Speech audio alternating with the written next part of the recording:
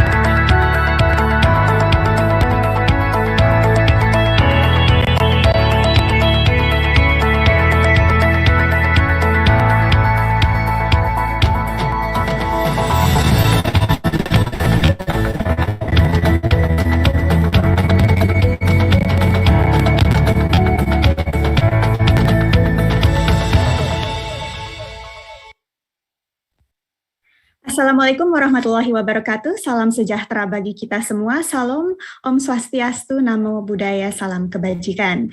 Good morning, good afternoon, good evening, wherever you are, whether you've joined us through YouTube or Zoom. Welcome to the second International Conference on Art, Craft, Culture, and Design, Icon Arcade 2021. My name is Sabrina Sakina, and I am a lecturer of the undergraduate program in craft at Institut Teknologi Bandung, and I will be the main host throughout this event starting from today until tomorrow. I would especially like to welcome our honorable guests, the Minister of Tourism and Creative Economy of the Republic of Indonesia, His Excellency Dr. Haji Sandiaga Salahuddin Uno, BBA, MBA, Director of Institut Teknologi Bandung, Professor Reni Wirahadikusuma, PhD, the Dean of the Faculty of Art and Design, Institut Teknologi Bandung, Dr. Andrianto Rikrikusmara, MSN, distinguished speakers and moderators of the plenary session who have joined us here today, wonderful presenters and moderators of the parallel session, and of course, fellow academics, lecturers, researchers, students, committee of the conference, and all audience. Thank you for joining us today on the opening of Icon Arcade 2021. This year's conference carries the theme of fostering creative economy for sustainable development. Throughout the today and tomorrow, there will be a series of 4 plenary sessions, parallel sessions divided into 6 themes, a postgraduate workshop, and an online research exhibition that can be accessed through the website icon-arcade.fsrd.itb.ac.id. So hopefully we'll be able to create a great dialogue on creative economy for sustainable development over the course of these 2 days. Now, before we start the event, I would like to ask the audience to please sit straight in honor of the national anthem of the Republic of Indonesia, Indonesia Raya.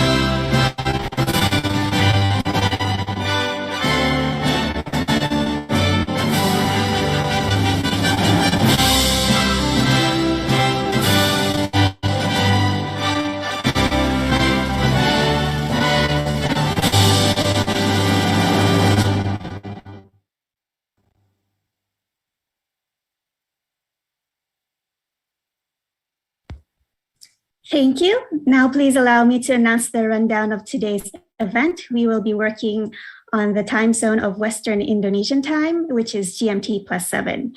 We will start the event with a series of opening remarks. The first remark will be delivered by the chairperson of the committee, Dr. Bintan Titisari. The second remark will be delivered by the Dean of the Faculty of Art and Design, Dr. Andrianto Rikrikusmara. The third remark will be delivered by the Rector of Institut Teknologi Bandung, Professor Reni Wirahadikusuma, PhD, and this will also officially mark the beginning of the event. Following the opening remarks at 9:20 a.m., we will listen to the opening keynote, which will be delivered by the Minister of Tourism and Creative Economy of the Republic of Indonesia, His Excellency Dr. Haji Sandiaga Salahuddin Uno, BBA, MBA.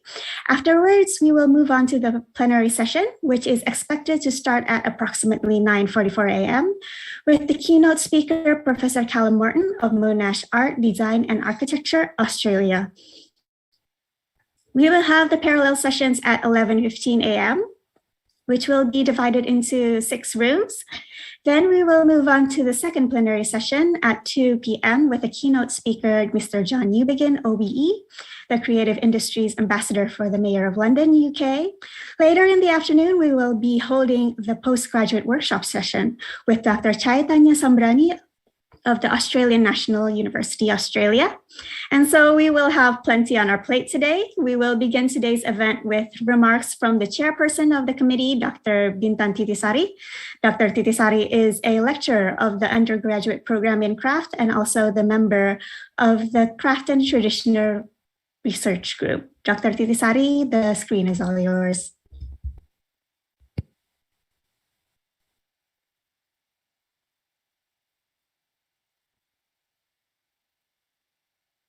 Thank you very much, Sabrina.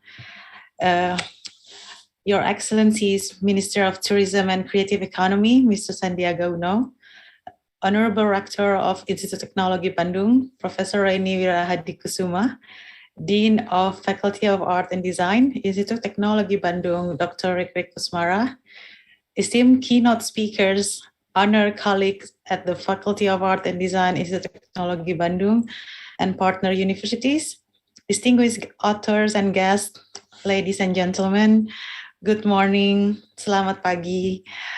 On this wonderful day, I would like to express my gratitude that after a long time waiting, despite any difficulties, we are able to host the second international conference on art, craft, culture, and design, as we called ARCCADE 2021 virtually.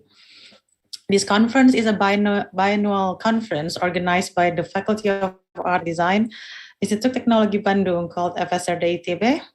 The first conference was held in 2017 to celebrate the 70th year of the Faculty of Art and Design ITB.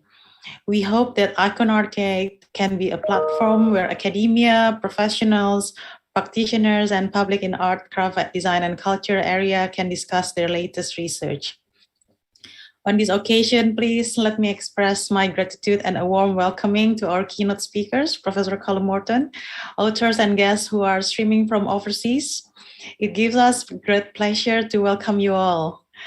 I also would like to express our heartfelt thank you to our main sponsor, the Institute for Research and Community Service, LPPM ITB, and the Faculty of Art and Design, Institute Teknologi Bandung for all support. I also want to give my higher appreciation to the advisory members for their guidance, to our distinguished reviewers from Indonesia and abroad for your contributions. Last but not least, to my fellow committees who had been dedicated their time and thought working remotely in the last 10 months. Without them, this event would not have been possible. So this year conference theme is Fostering Creative Economy for Sustainable Development to support the 2021 International Year of Creative Economy for Sustainable Development, which Indonesia is one of the main sponsors. We invite prominent speakers from different angles and practices in art and design to cover the themes, both from Indonesia and abroad. On the first day, our first speaker is Professor Callum Morton, is Professor for Fine Art of Monash Art, Design and Architecture, who will talk about public art and its impact on society. The second speaker is John Newbegin, OBE. He's the Creative Industries Ambassador for Mayor of London, United Kingdom, who will discuss the theme from the creative economy policy point of view. And tomorrow, the second day, we have Dr. Marta Zarza, Professor of Design, University of State of Mexico, who will talk about women, design, and community development. And it will continue with Dr. Adi Nugraha, the head of Research Center for Cultural and Environmental Products, Institute Teknologi Bandung, with this topic on the reinvention of tradition.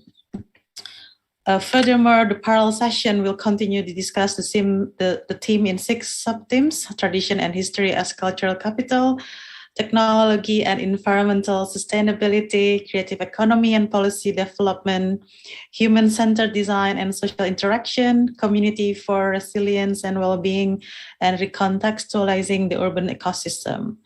This year, we received 134 submissions and accepted 89 authors who had gone through our blind review processes. We are very pleased to have 8 international scholars from Malaysia, Philippines, Japan, and the United Kingdom among those authors.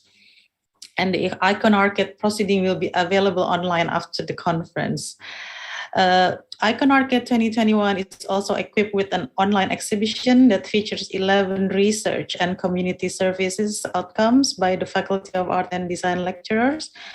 The exhibition is created by Danu Tias Pradipta, and it can be accessed through our website from today until 31st of December 2021.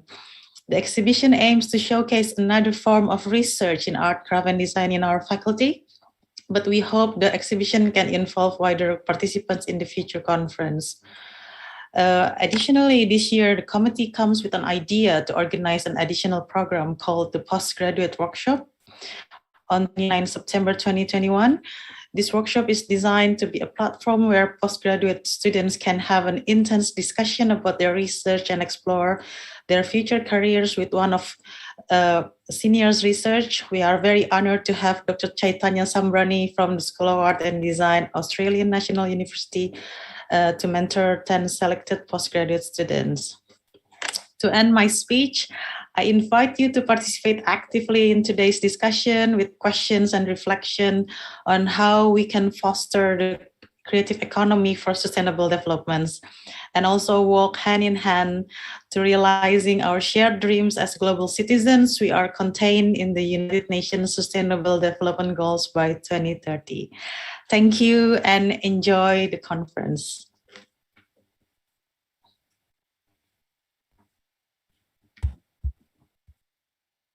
Thank you, Dr. Titisari, for the remarks. I'm really excited for Icon ARCCADE 2021.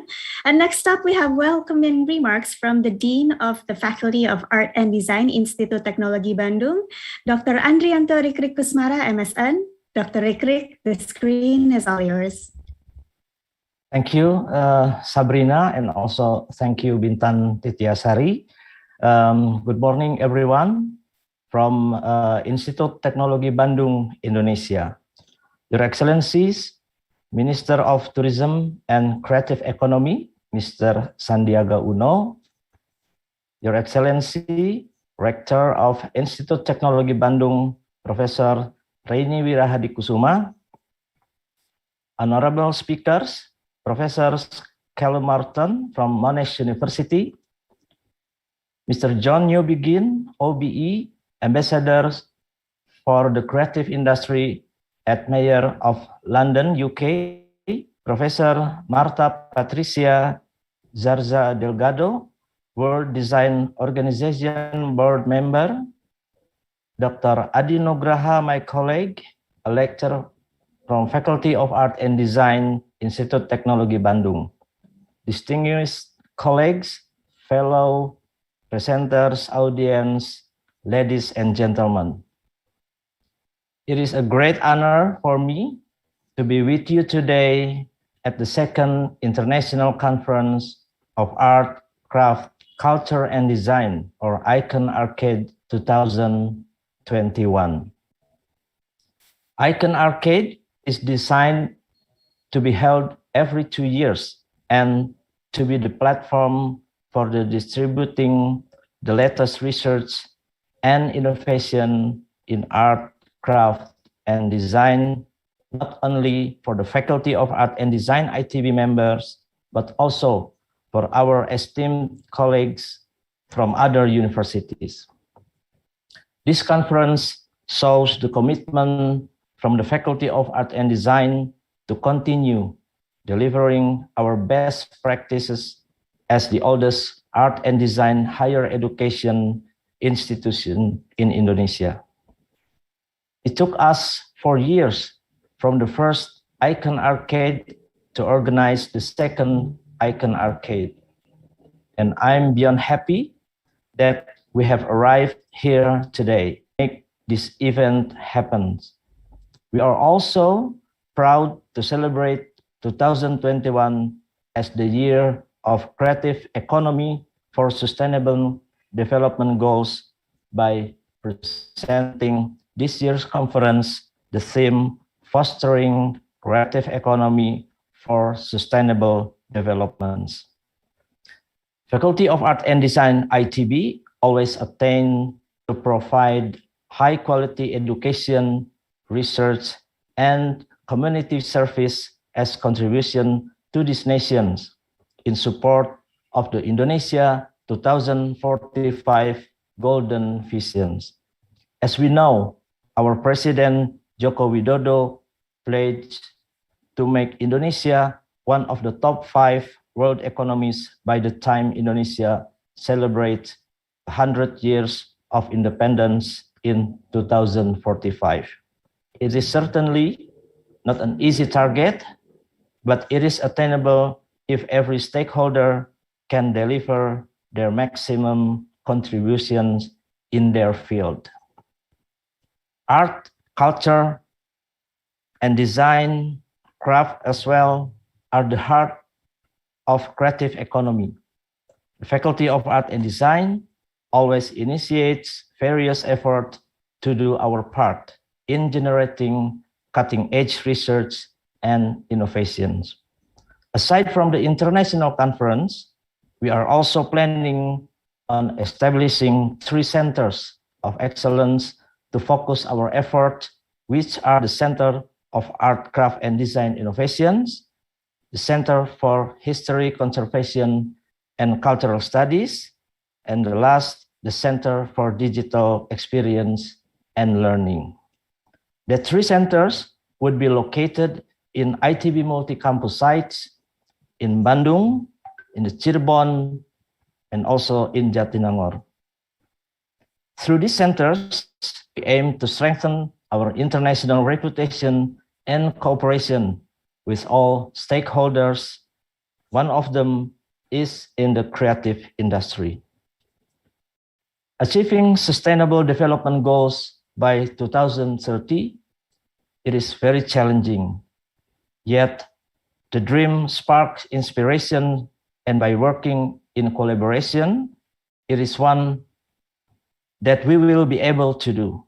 I am certain that for the current and future actors, the knowledge that will be circulating in these 2 days, both in plenary and parallel sessions, will be beneficial for the realization of these golden visions. I hope that you all can use this opportunity to engage in the discussions and build a wider network. Most of all, I hope this couple of days will be enjoyable for you. Thank you very much.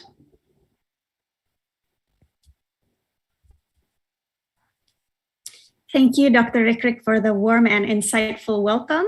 And now the Rector of Institut Teknologi Bandung, Professor Reini Wirahadikusuma, PhD, will deliver opening remarks, which will officially mark the beginning of Icon Arcade 2021. Professor Wirahadikusuma, the screen is all yours. Yang terhormat Minister of Tourism and Creative Economy, Bapak Sandiaga Uno, our distinguished speakers, Professor Callum Morton of Monash University, Dr. John Newbegin, Ambassador for the Creative Industry at the Office of the Mayor of London, Professor Marta Patricia Zarza Delgado, World Design Organization Board Member, Dr. Adi Nugraha, the lecturer of our own Faculty of Art and Design, Institut Teknologi Bandung, and also the Dean of the Faculty of Art and Design, Bapak Dr. Rikrik Kusumara, our colleagues, participants, ladies and gentlemen. So it is my pleasure to welcome you all to the second International Conference on Art, Craft, Culture and Design, which is a biannual conference organized by the Faculty of Art and Design. So this year's theme is fostering creative economy for sustainable development goals. I think this is the right time, the right moment to reinforce the creative economy sectors that we have initiated years ago, and as we see a very hopeful glimpse of the full start of the new normal. So during the pandemic, we all have witnessed how this creative industry survive, and some thrive despite of the numerous obstacles. I'm certain that the creative industry will again play an important role in Indonesia's post-pandemic economic recovery. Based on data in 2018, released by the Coordinating Ministry for Economic Affairs, the creative economy subsector has a major contribution to Indonesia's economy, which is around 7.4% of our gross domestic product, 14.2% of the workforce, and 13.7% of national exports. So this is a very substantial subsector. And until March of this year, there are around 8.2 million creative businesses in Indonesia, 8.2 million, which are dominated by culinary, fashion, and craft industries. So these three subsectors have the largest contribution to Indonesia's GDP of the creative economy. In addition, there are 4 subsectors with the fastest growth. They are TV and radio, films, animation and videos, also performing arts, and visual communication design. So, looking at those numbers, those are opportunities. The Coordinating Minister for Economy has emphasized that the government needs to put more effort into the creative industry. So by working together with businesses, the real actors who certainly they have a much better understanding of the dynamics. The government will be more focused on their role as a facilitator and enabler for creating a conducive ecosystem. Creative industry and innovations are interconnected at the both conceptual, practical level, and also both national and international level. Especially now that the world is very connected, knowledge is complementary and inspiration is mutually reinforcing. Through the creative dimension, we need to continue to look for innovations to support common humanitarian goals. Undoubtedly, historically, the Faculty of Art and Design ITB has played a significant role in supporting and creating innovations in the creative and economic sector nationally and internationally as well. It has also continued to adapt to development, increase creative resources, expand collaboration and innovation so that it can carry on increasing its role and contribution. So thank you, Faculty of Art and Design. Last year, I personally encouraged my colleagues at the Faculty of Art and Design to develop new program to support the development of the creative industry in Indonesia, which is growing rapidly.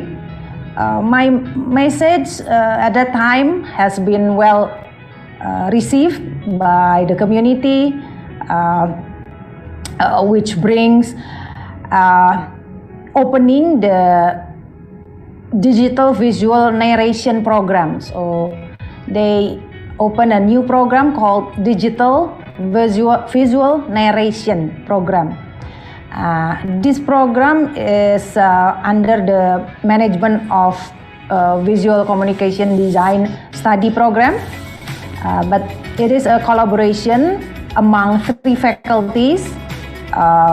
The creative aspect is supported by the Faculty of Art and Design, and the digital technology aspect is supported by the School of Electrical Engineering and Informatics. And the third aspect, the business aspect, is supported by the School of Business and Management of ITB. So this program will be very active in contributing to this very important sector. And also since last year, 2020, I have witnessed several more collaborations, innovations, and community services blooming in response to the pandemic. And at the same time, supporting local development by participating in the development of creative centers with the Ministry of Tourism and Creative Economy, as well as with other local governments. So I believe some of the methods and results will be disseminated and discussed during this event. So if you wanna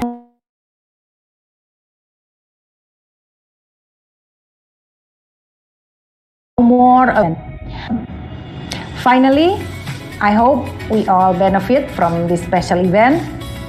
And furthermore, today's discussion will give a significant contribution to 2045 Indonesian Golden Vision, Visi Indonesia Emas, in which one of the pillars is the creative and digital economy. Thank you very much. Wassalamualaikum warahmatullahi wabarakatuh.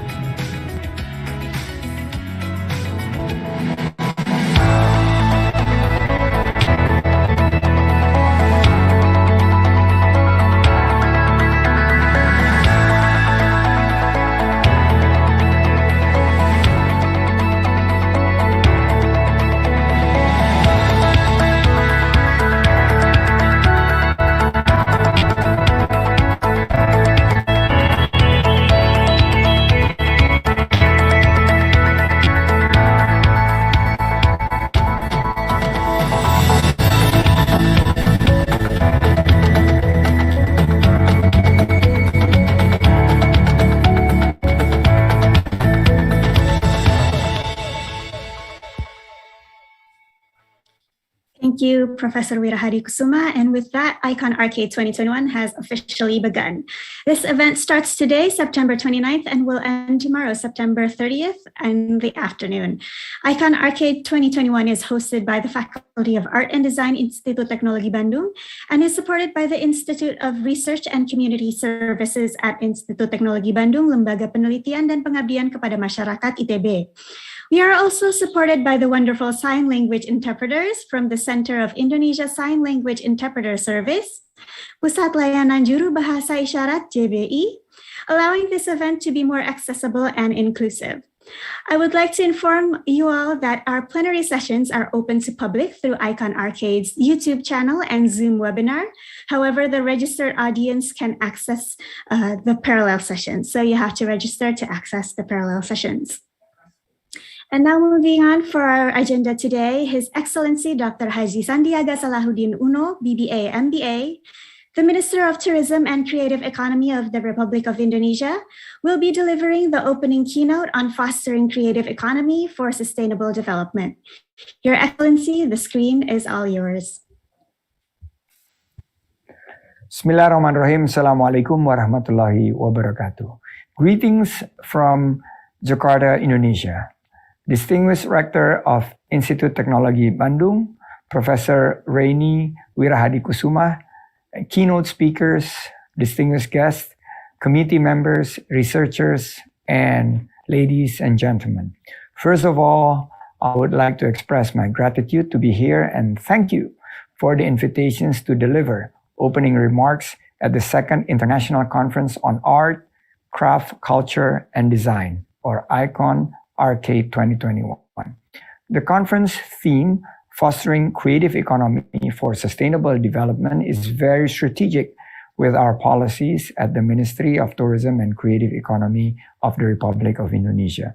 At the 74th sessions of the UN General Assembly in 2019, UN declared 2021 as the International Year of Creative Economy for Sustainable Development. At the same time, United Nations has prioritized sustainable economy, especially in developing countries, thus puts creative economy at the center. Indonesia was one of the main sponsors of the proposal, as it is aligned with the visions of Golden Indonesia 2045. That has been national priority and is translated to 4 pillars that clusters different SDGs to create measurable missions. The second pillar, which is sustainable economy, includes a specific mission that overlaps with the practices of arts and designs, which is to develop creative and digital economy. However, as the world prepares to achieve the Sustainable Development Goals by 2020 brought the biggest disaster of our modern humanity. Our modern humanity has never seen and encountered what really hit us, which is COVID-19. It has greatly transformed how we live now and in the future. The current COVID-19 pandemic is interfering with the effort to reach SDGs and has led us to a global economic crisis. All along 2021 and perhaps until some years after, the world would focus on economic recovery as well as other aspects of life.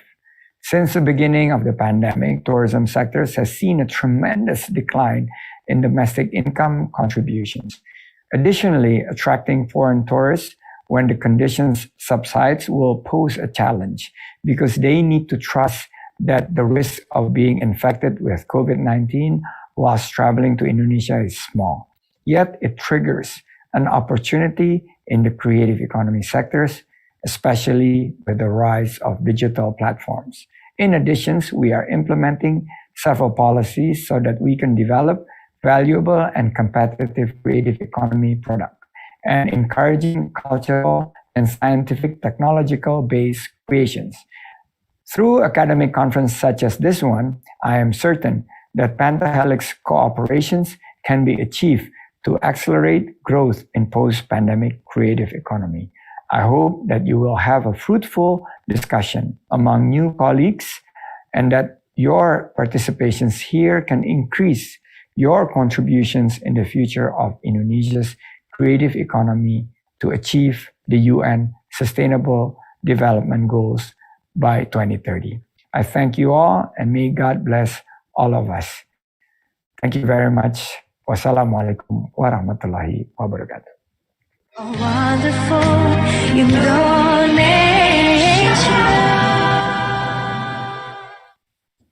Wonderful takeaways from the opening keynote, Your Excellency, and thank you very much. And that concludes the opening session of ICON ARCCADE 2021. And after this, we will begin the plenary session.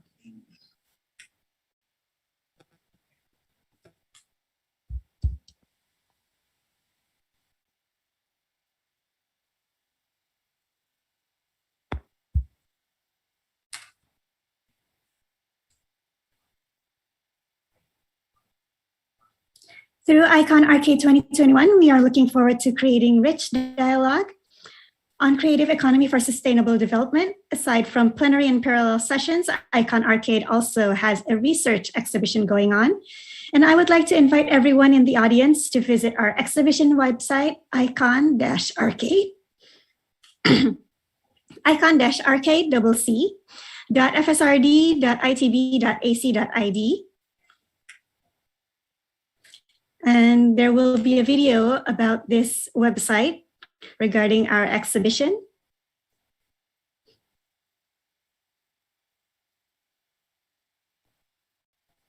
And you can see here on the right side, to enter the exhibition, you can type either the address icon-arcade.fsrd.itb.ac.id, /exhibition, or you can also select events from the menu bar and click on the exhibition. This will send you directly to the exhibition section in the main menu. And please click the button on to enter the exhibition page. On the uppermost part of the exhibition page, there is a carousel that shows some research works and community services done by 11 participants that are exhibited in this exhibition. You can try scrolling down to read the curatorial's note that explains the meaning and the importance of this exhibition and also the works itself, which was written by Danutyas Pradipta, the curator of this research and community service exhibition. Below the curatorial's note, you can see various research and community services done by the participants and their respective teams. The participants of this exhibition are mainly lecturers from the Faculty of Art and Design, ITB. You can click on any of the photos that interest you. Again, on the uppermost part of this page, you will see a carousel that shows the process of each respective research or community services exhibited from the start to finish. You can navigate through the carousel by clicking on the pictures on both sides. You can also click on the picture in the middle to zoom in, and then use the arrow key on both sides of your screen to navigate around the pictures. And below the carousel, there are photos of the team representatives or the team logo, accompanied by a quote that portrays the core or the spirit behind the research or community service itself. The committee hopes that this exhibition can showcase and highlight a few projects that have recently been carried out here at the Faculty of Art and Design, Institut Teknologi Bandung.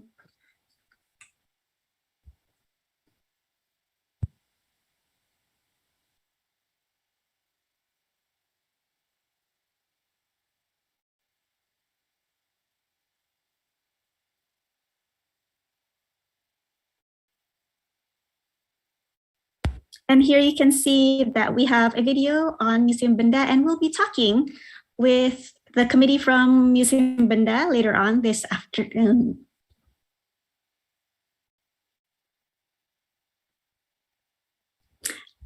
And I hope everyone can visit the website so you can see the research and the community services that have been carried out at the Faculty of Art and Design, Institut Teknologi Bandung. And now we will begin the plenary session.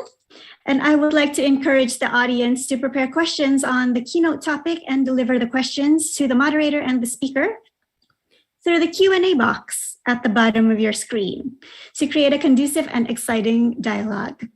The keynote titled Networking Publics, an analysis of the recent work of Monash Art Projects will be delivered by Professor Callum Morton, the Professor of Fine Art at Monash Art, Design and Architecture, Australia. The moderator for this session will be Dr. Agung Hujatnika, MSN. And please allow me to read a brief introduction on Dr. Hujatnika. Agung Hujatnika, also known as Dr. Agung Hujatnika, received a doctorate degree from the Faculty of Art and Design at ITB. Since the early 2000s, Dr. Hujatnika has curated many major exhibitions at national and international levels, including 1001 Martian Homes, Indonesian Pavilion at Venice Biennale 2017, Not a Dead End, Indonesia Encounters the Arab Region, Jogja Biennale in 2013, An Exquisite Corpse, Bandung Pavilion at the 9th Shanghai Biennale in 2012. In 2017, together with Charles Esche, Dr. Hujatnika created Art Turns, World Turns at the inaugural exhibition of Macan, the Museum of Modern and Contemporary Art in Nusantara. He was the initiator and artistic director of Instrumenta, International Media Art Festival in Jakarta from 2018 to 2019. And Dr. Hujatnika, who has been involved in several research projects of Indonesian and Southeast Asian art, including Ambitions Alignments in 2013 to 2015, and Shaping Indonesian Contemporary Arts, Role of Institutions in 2014 to 2017. His book Kurasi dan Kuasa on curatorial practice and power relations in the Indonesian art world was published by the Jakarta Art Council in 2015. So hello, Dr. Hujatnika. Good morning. Hi. Morning, Sabrina. Hello. So I read that you have a very long history in curating exhibitions. Could you tell us a little bit about any recent exhibitions that you've created throughout the pandemic, perhaps? Yes, thank you for the generous introduction, by the way. Yes, as we all know, I think many other curators also experienced the same thing in the last 1 or 2 years. Many exhibitions and physical spaces have decreased due to the pandemic, but well, besides teaching and researching, I'm still teaching for the undergraduate and postgraduate programs for curatorial studies. I still managed to handle some exhibitions which had to be converted to online platform. And the recent one was the Contemporary Art Festival in Yogyakarta, which is called ARCCADE, which just ended last August. Fantastic. That's amazing that we still can have art exhibitions even in this pandemic. Fantastic. Okay. So to begin the first plenary session, I will be handing the screen over to you, Dr. Hujatmika. Okay, thank you, Sabrina. The screen is all yours. Thank you, and Assalamualaikum warahmatullahi wabarakatuh. A very good morning to everyone in Bandung and also everywhere else in western part of Indonesia. To our honorable speakers and conference participants, wherever you are across the globe, I would like to extend you a very warm greeting. And allow me to welcome you all again to this first plenary session of the ICON ARCCADE 2021 International Conference of Art, Craft and Design, which bears the title Fostering Creative Economy for Sustainable Development. And thank you very much for taking the time to participate in this first plenary session. And it is such a great honor and delight for me to be able to join you as the moderator for this session. Just to start again with the housekeeping note, I think Sabrina has informed you that this conference is being live streamed on both YouTube and Zoom. So for you who have friends and colleagues who are keen to join us but not registered yet, please kindly inform them that they can still stay tuned on the ICON ARCCADE YouTube channel. And also I'd like to encourage you to share today's conference to your social media networks. The session will run for about 70 minutes in total. And allow me to remind you again that in order to keep this session on time, you may write your responses or questions in the Q&A box at the bottom of your screen during the presentation. And our speaker will respond to your comments in the Q&A session later. Our keynote session is entitled Networking Publics and Analysis of the Recent Work of Monash Art Projects. And before I introduce you to our speaker, please enjoy this short video clip prepared by our team.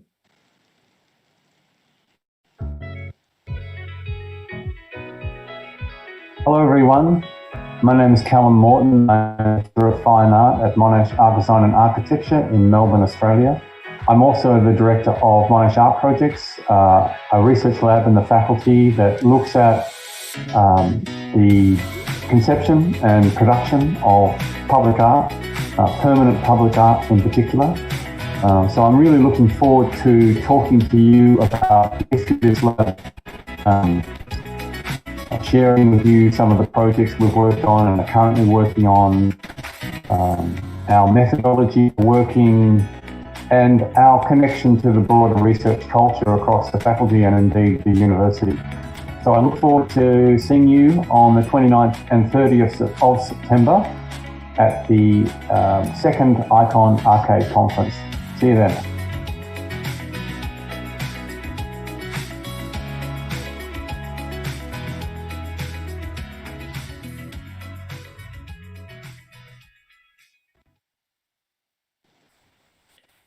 Distinguished conference participants, ladies and gentlemen, this keynote deals with a question on the possibilities to work within the bureaucratic structures of permanent public art opportunities and how to create artworks that is open, critical, and inclusive. Monash Art Projects, or MAP, was established in the Faculty of Art Design and Architecture at Monash University in Melbourne, Australia in 2013. Their main mission is to connect the community of artists, architects, designers, thinkers, and makers to public art opportunities. And in the Australian context, these opportunities are largely shaped by percent for art allocations across a number of sectors, both public and private.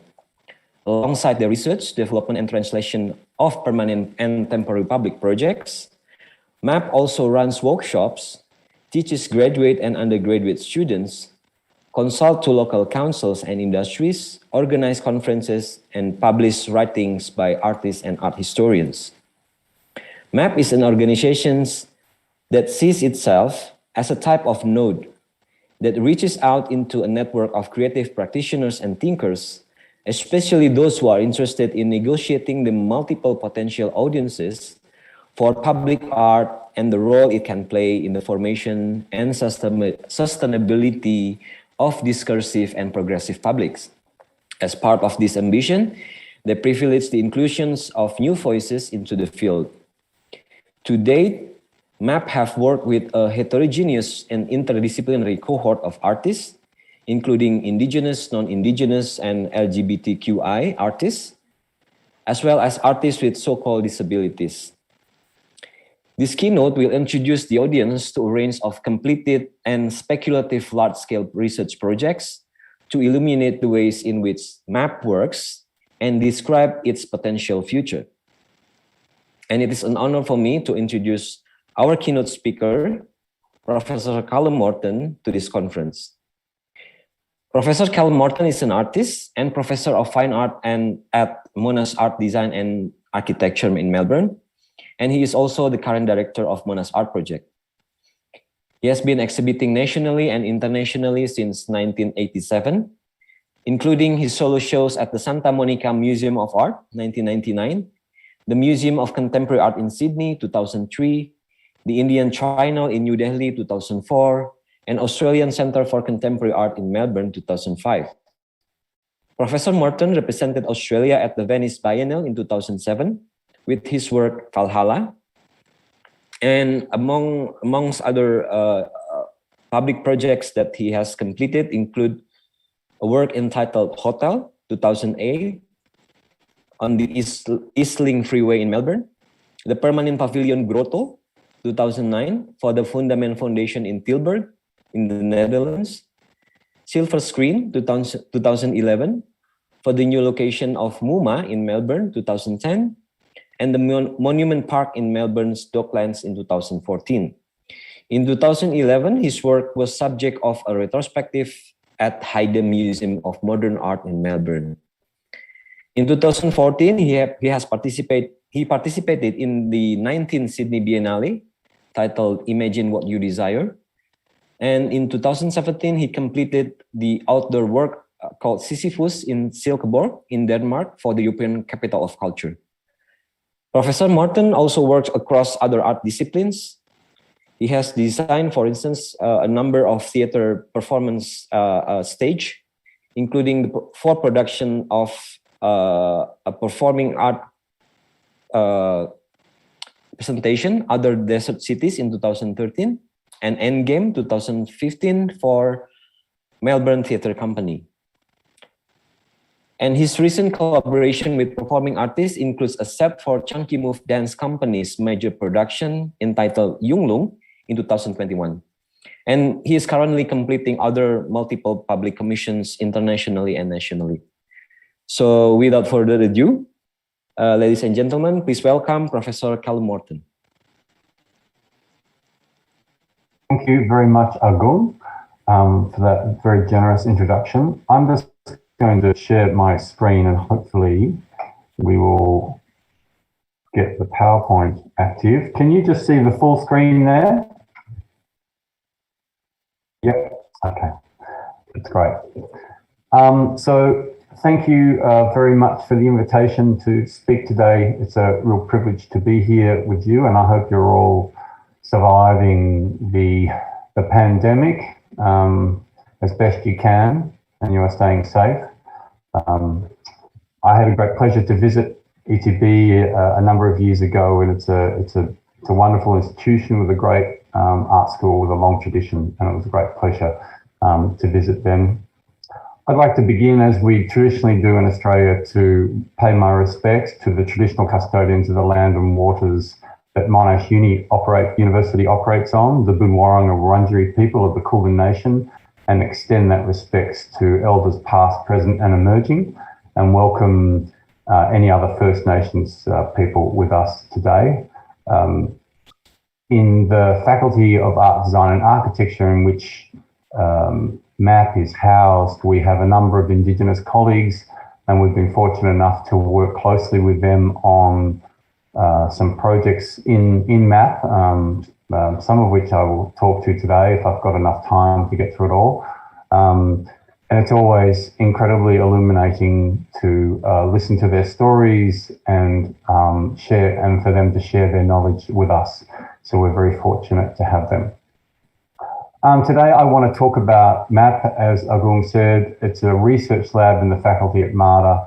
I will talk to you a little bit about the context in which we operate, the scope of our activities more broadly, and then concentrate on a few key examples of the main work we do with colleagues in the creation of permanent public artworks, some of which have been built and others that remain perhaps forever speculative, although of course speculative works are still works.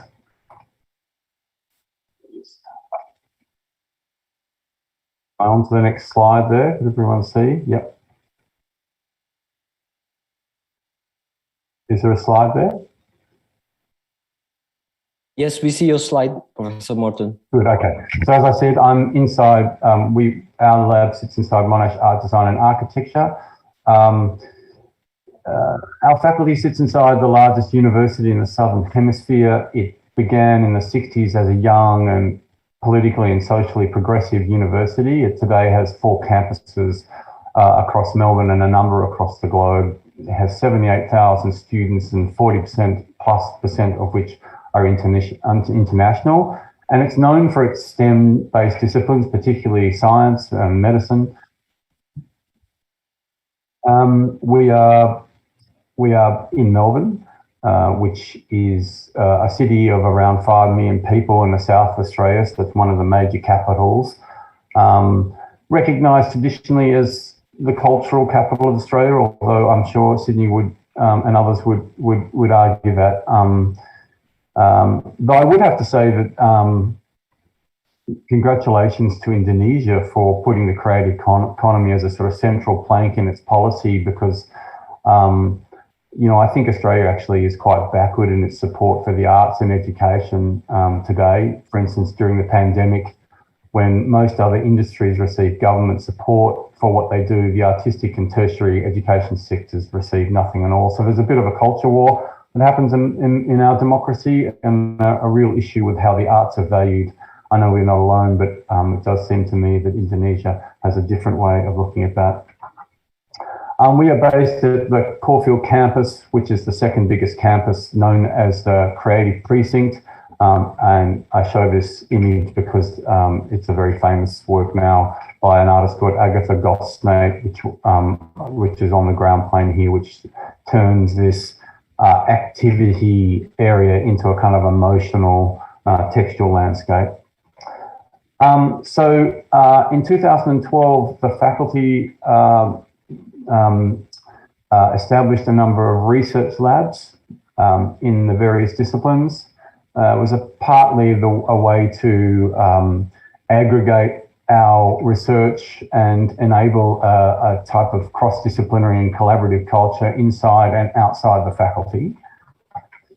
And, you know, indeed, we are very keen to collaborate across the university, recognising the great opportunity our context affords. So, you know, a lot of this talk is really about talking to the context, the clear context in which we work and how we sort of shape what we do to fit that context. And we're always working, you know, finding opportunities to work with other discipline areas.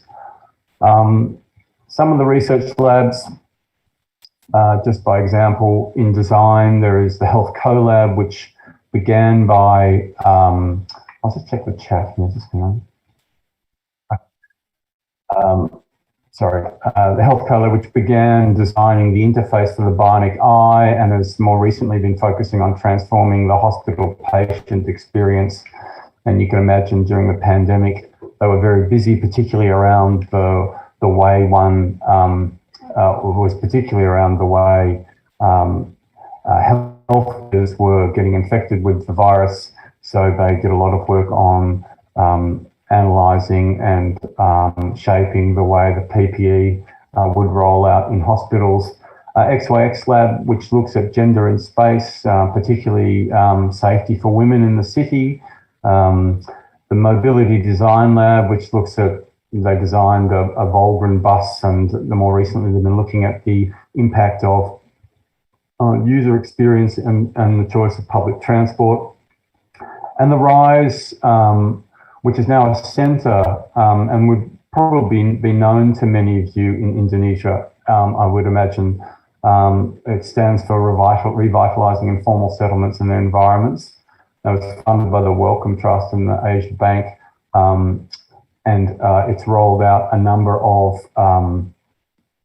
projects in Indonesia and in Fiji in informal settlements. It looks at improving infrastructure to stop flooding. It improves sanitation and sewerage through natural systems, and that's a terrific project. It now exists in the faculty known as the Informal Settlements, Informal Cities Lab.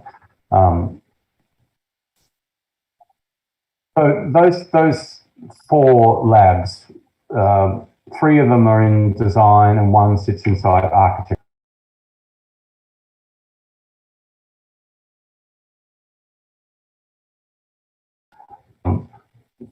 Construction 4.0 is a fairly hard thing to kind of grasp, except basically it's looking at the 4th industrial revolution, which is based around our ubiquitous connectivity and how that connectivity can improve systems, construction systems, and how AI and new technologies intersect with that.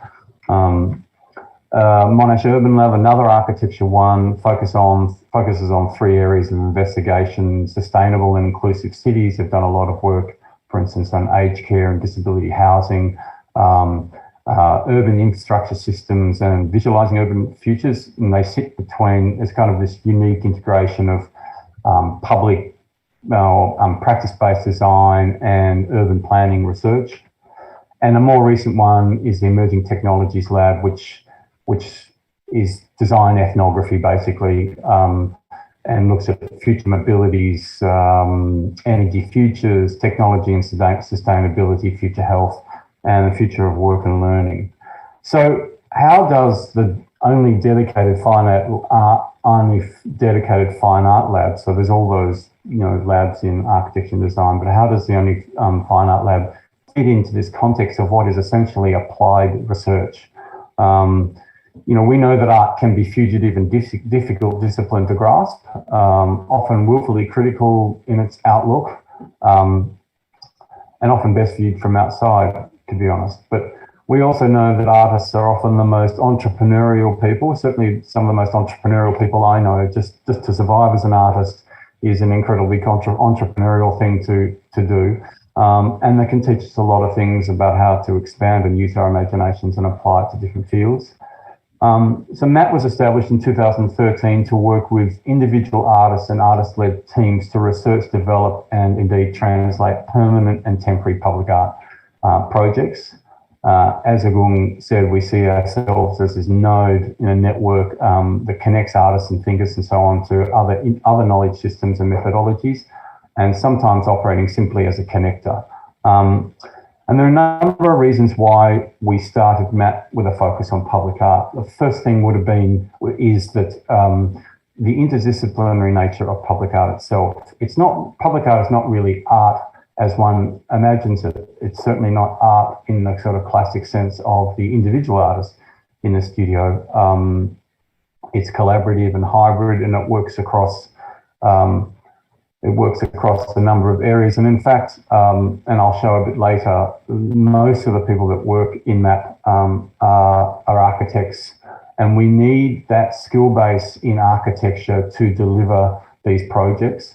Not design so much, certainly they're involved, but so definitely sort of architecture. And so it's a more industrial type of process. And so that sits very nicely in the faculty when you've got those three disciplines co-located. And actually, art design and architecture co-located in one place is quite unusual in Australia. So we're a bit unique in Australia as a faculty. And also there's the iterative design modes of design, iterative design modes of architecture and design, and in particular in the studio cultures. And MAP is kind of more like that than it is like a traditional artist studio, though it's a bit of a hybrid.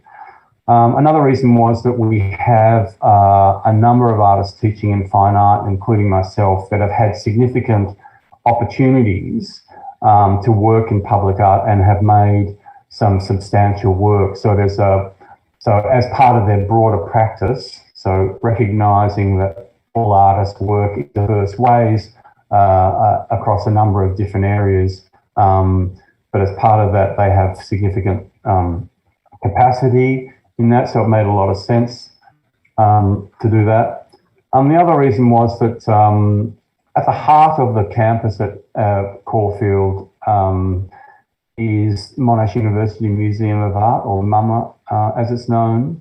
And the head of MUMA, it's a brilliant museum, perhaps the preeminent university art museum in the country, has a significant collection of Australian contemporary art. It has a program of that includes many international artists alongside national artists. And the director, Charlotte Day, who came to Monash not long after I did, she had a long experience working as an independent curator and particularly on public art projects. And so she, there was already a public art program at Monash from the previous director, Max Delaney, who is now the director of Australian Centre for Contemporary Art, and who we also work with quite a bit.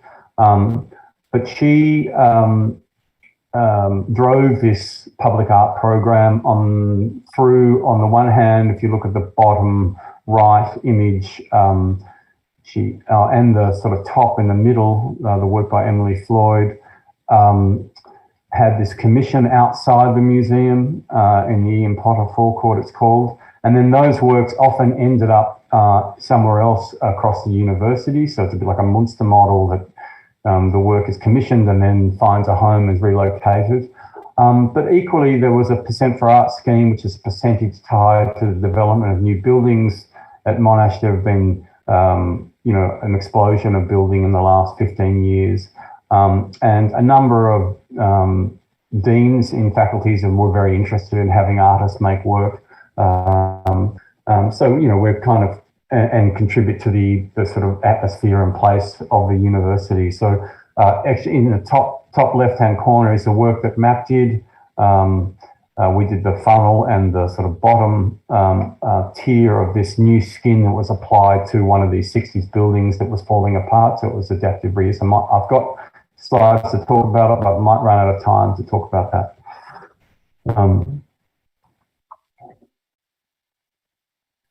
So MAP, as I said, we're a team of artists, architects, designers, thinkers and makers. There's always only 3 of us there.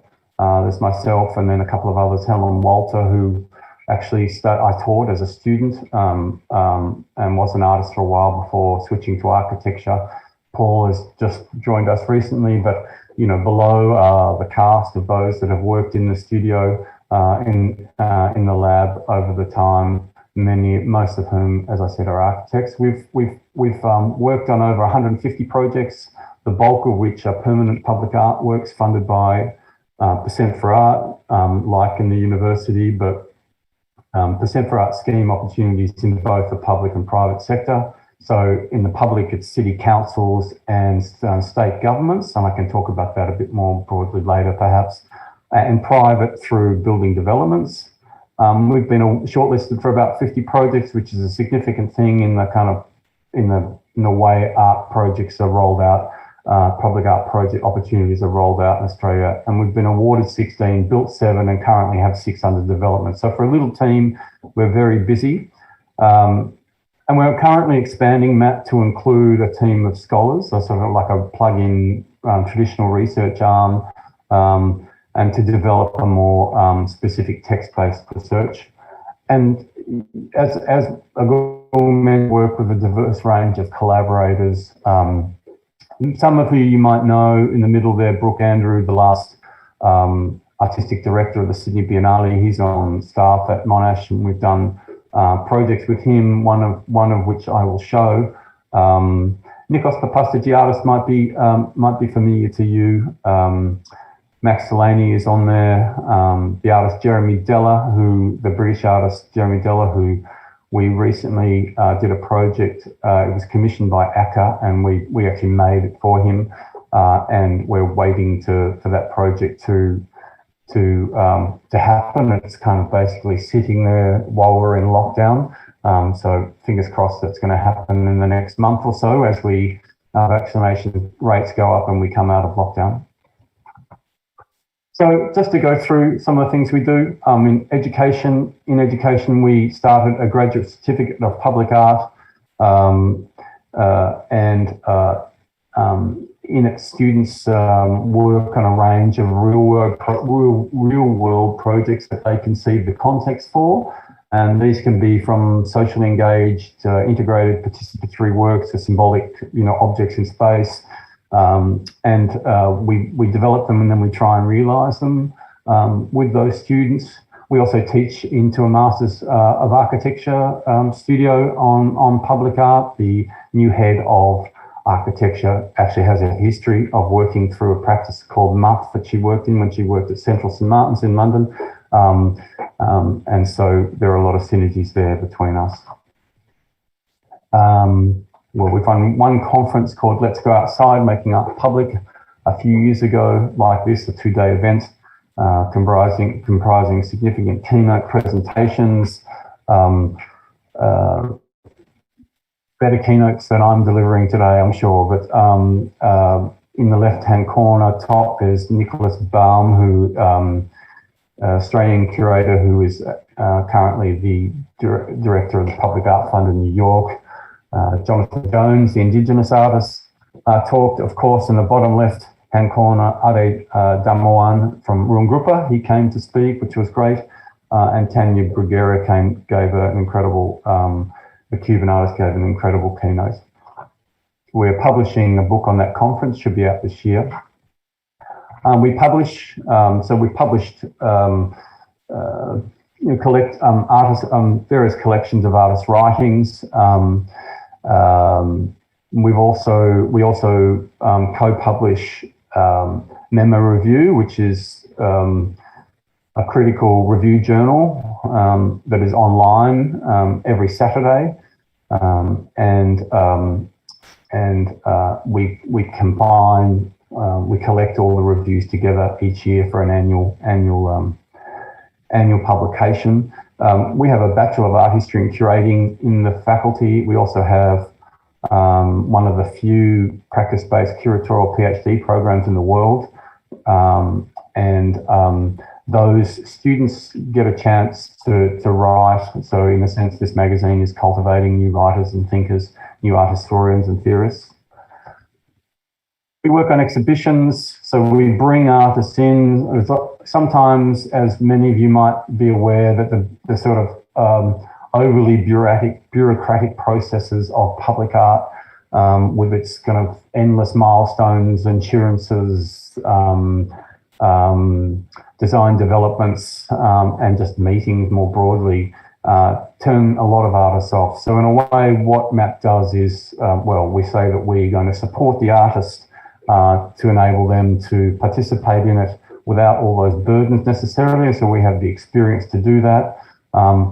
And for the artists that have some sort of resistance to it, we invite them in, on the one hand, to do workshops, but we also sometimes produce work with them. So Nicholas Mangan, who is an artist, a really excellent artist in the faculty, this project's called Termite Economies. He came in and we modelled and 3D printed this work for him. He does a lot of work looking at the unstable relationships between nature and culture, particularly the starting point for this work, Termite Economies, is based on an anecdote that the CSIRO, who is a big science organisation that started at Monash and is now sort of sits alongside it. They researched termite behaviour in the hope that the insects might one day lead to humans to gold deposits. So it was a proposal to kind of exploit the natural activity of termite colonies for economic gain, very typical of the way Nick works. Won't go on to it, but we're currently, because Nick came in and worked on these projects, he also then has participated in a couple of public art opportunities, one of which we're waiting to hear at the moment. We do work across performance, largely through some of my interests, but in set design, works for the Melbourne Theatre Company. This is the Endgame one, as well as this was the set for the Young Lung production for Chunky Move, who are a major contemporary dance company in Melbourne. This project is just sitting there and has been sitting there all year. It's had 2 false starts, so hopefully next year it'll be performed. We run workshops as an important part, as I just mentioned with Nick Mangan, an important part of bringing people in who wouldn't necessarily think that they could work on these permanent public projects. So in our mind, one of the simplest ways to get good public art is to bring good artists into it. So a lot of good artists, I know it's a woolly term, but a lot of good artists resist permanent public art. So we offer kind of workshops around these opportunities, which are very informal, kind of hybridized workshops sitting between, as I mentioned before, a kind of studio practice in fine art and one in design. But it's very informal. We'll sit around for a few days, swapping drawings, swapping notes, reading things, slowly developing things on the computer and so on.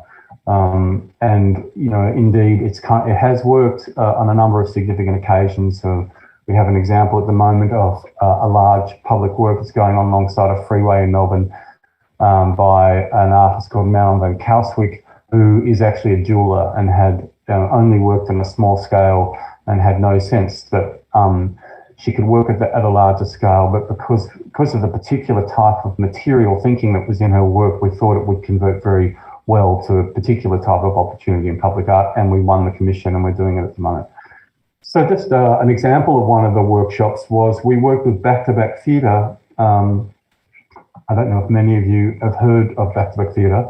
I'll talk a little bit about them. They're a theatre company based in Geelong, which is a small, sort of large town, I guess it is, just outside of Melbourne. It's a kind of major regional centre, basically. On this opportunity at the National Gallery Victoria Pavilion, National Gallery Victoria is the large state institution, very active museum, hosts all sorts of events and has an extraordinary collection when it was able to collect, across the world, in the early part of the 20th century. They had this pavilion competition, which is largely for young architects. It's a little bit like a Serpentine Pavilion and so on. So we approached Back to Back Theatre, who have been working for over 30 years, making an incredible body of work. They're known internationally. They question the assumptions we have about what theatre can be, but they also question the assumptions we hold about ourselves and others, particularly around this notion of disability. All the actors have a form of so-called disability. These are some of the production stills from some of their work. Food Court, Ganesh and the Third Reich, which was the story of the elephant-headed god Ganesh travelling through Nazi Germany to reclaim the swastika, which is, of course, an ancient Hindu symbol. And that's Simon Laity, one of the actors playing Hitler. So we ran this workshop. This is Robbie Croft, one of the artists down there who produces these extraordinarily expressive oil pastel drawings. Mark Deans was there. We ran a workshop where we set up computers and we took their drawings and converted them into digital images straight away, and then had a conversation back with them about those images. We talked to them about a pavilion. We framed the competition, and they sort of made work about shelter, actually. And Simon Laherty, who was the actor who was playing Hitler, made this thing called he called it the homeless zombie villain lair. It's a very specific world of the homeless zombie, with very specific places for where tools are and where the house was. So it was kind of map of that environment. So we took this map and we did a number of iterations of possible outcomes. But we took this map and we exploded it into a steel roof system that was kind of connected to, at the NGV, there's a very famous Leonard French stained glass ceiling. And we attached these curtains to it that were taken from Robbie's drawings, these expressive drawings. And so this series of curtains was mechanized and was to be constantly moving through the space. We didn't get it, speculative, but we really love that. Whole process with Back to Back, and we're working with them on another project at the moment.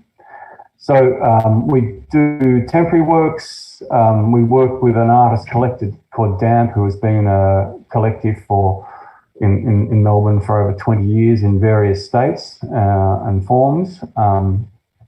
A curatorial candidate in the PhD program, Rosemary Ford, did her PhD about DAMP, and as part of her PhD, she did a year-long series of exhibitions and events and so on with DAMP, and that included this in the main gallery at Monash Design and Architecture. This kind of retrospective and timeline of their work, including the large pencil that I showed you. So they came to us and we worked with them to build this pavilion, this temporary pavilion that would act as a kind of stage for performance, but also as a space for exhibition and teaching. So it needed to be open air and enclosed. So we built this structure, and then over the course of 6 months, they would do various events. And each time they would add a bit to this kind of pristine form, and I guess, if you like, sort of corrupt it. And then, as I said, earlier, the bulk of what we do is permanent public artwork. So I'm just going to talk to a few of those projects quickly. I don't know how I'm going for time, actually.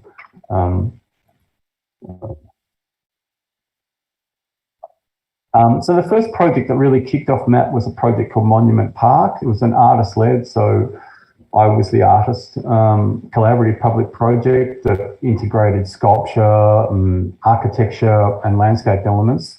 Worked with McBride Charles Ryan architects and Oculus landscape architects.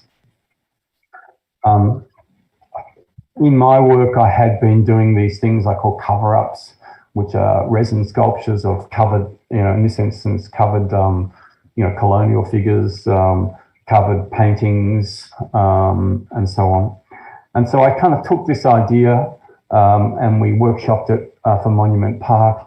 And the idea was to take these, draw this kind of intersection between colonialism and modernism, which is, clear. And we can talk about that more later, but take some of the significant, if you like, founding fathers or colonial figures in these sculptures around Melbourne, and a very famous down the bottom right sculpture called Vault, which was once in the city square when we had a city square in Melbourne. And has since been moved multiple times. Actually now has a home outside the Australian Centre for Contemporary Art.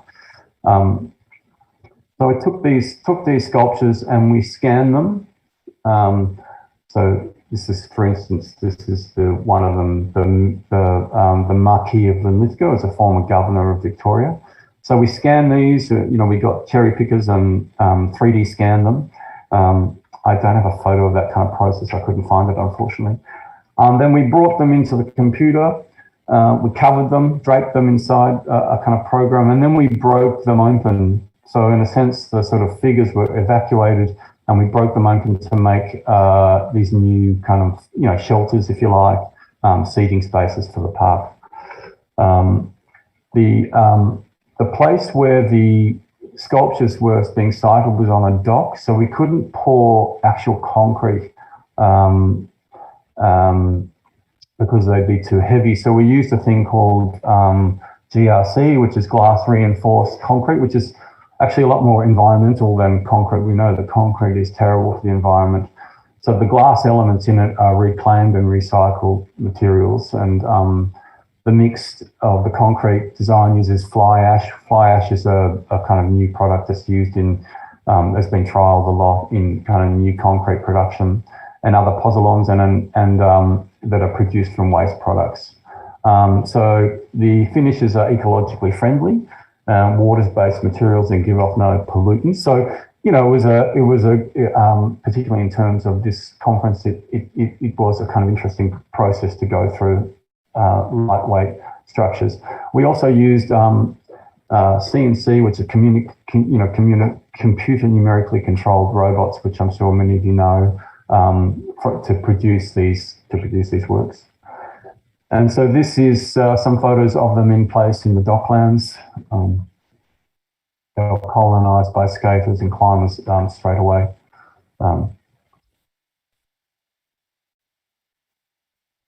That's Vault, actually. That's the modernist one.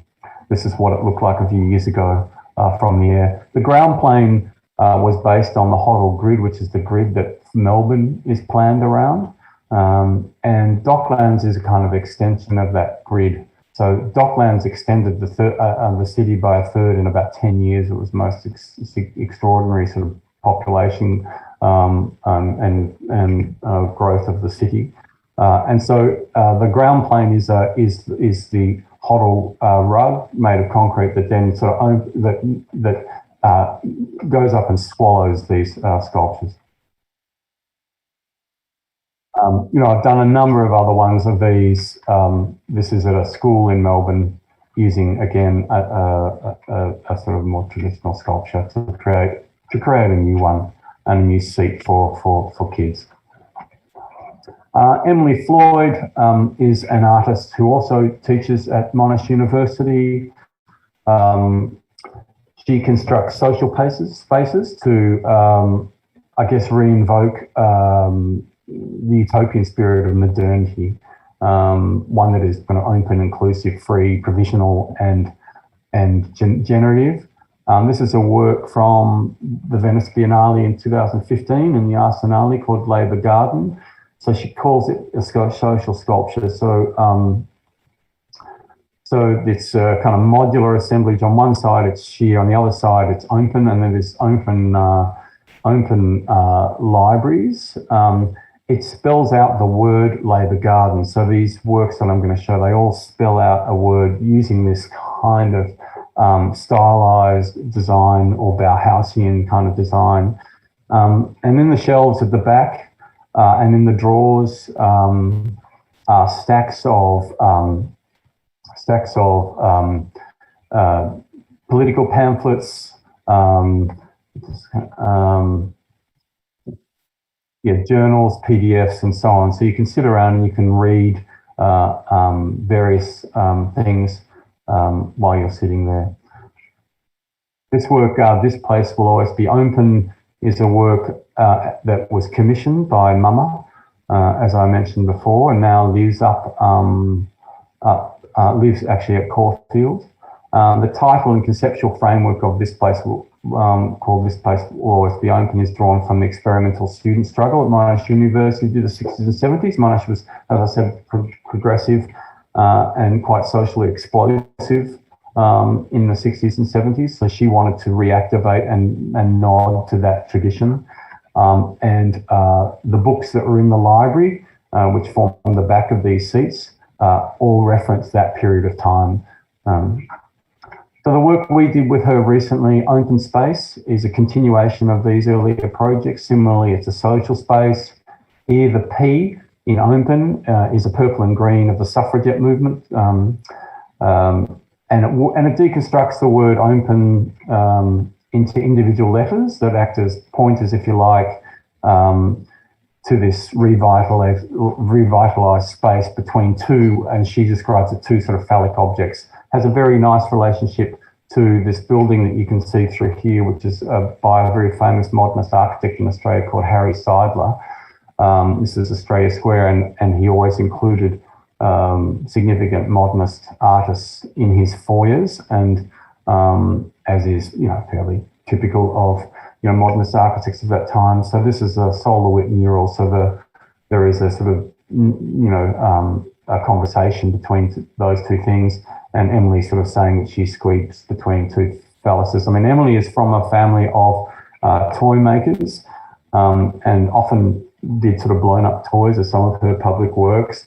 And there's a very big Alexander Calder cross shears work outside Australia Square. And as a toy maker, if you know the work Grand Cirque Calder, she was very pleased to make reference to that as well. It extends up the stairs as well. Just looking at the Q&A here.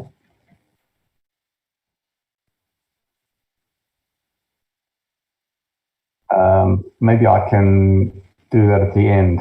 Is that right? Is that what we're going to do, or rather than respond now? Yes, Professor Morton. I think we can do the Q&A later after your presentation. You may continue, please. Thank you, Michael. So Brooke Andrew, who I mentioned before, who's a very interesting artist, scholar, and curator, directed the Sydney Biennale, the last one, which was actually, unfortunately, a Biennale that was cut short by or certainly, highly restricted by the pandemic, but nevertheless was simply a major event to have.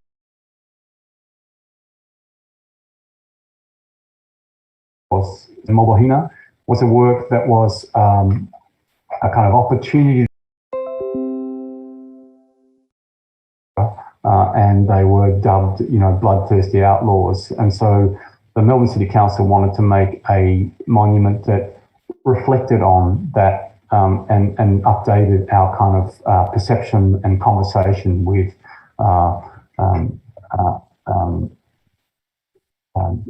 the Indigenous communities involved in the frontier wars. Sorry, just lost something here.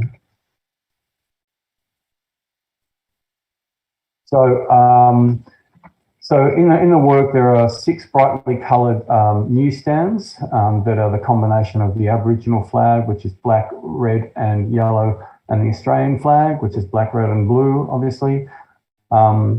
There's a child's swing, and then this concrete seat, if you like. So the seat is it's where you can sit and sort of reflect on it, inscribed into the other names of Tinamara and Mobohina.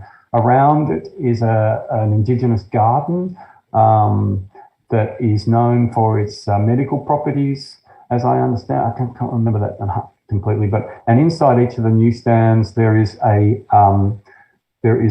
copy of a facsimile of articles that talk about the frontier wars and talk about this history. So it's a symbolic space you can go and you can sit and reflect on the history that as it was written in the past and what that history means today.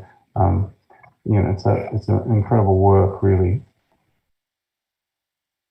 So they wanted it to be a focus for contemplation and understanding about intergenerational trauma, which obviously is a big thing, and anger and the need for proper recognition for Indigenous communities. Here in the background, there is a building called, actually I don't know what it's called, but it's designed by Ashton Raggett McDougall. And there is a very particular tradition of architecture in Melbourne. We kind of call it the figurative tradition. that came out of post-modernity, and the veranda or the balconies of that building form the image of a very famous Indigenous leader called Willem Barak, who was based out of Corandurk, which is in Healesville. He's a very important artist and leader and negotiator with white communities. So it's a great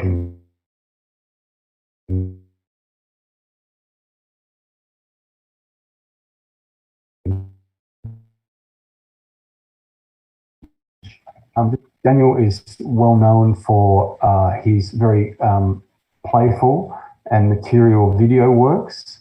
And he's a great kind of material thinker.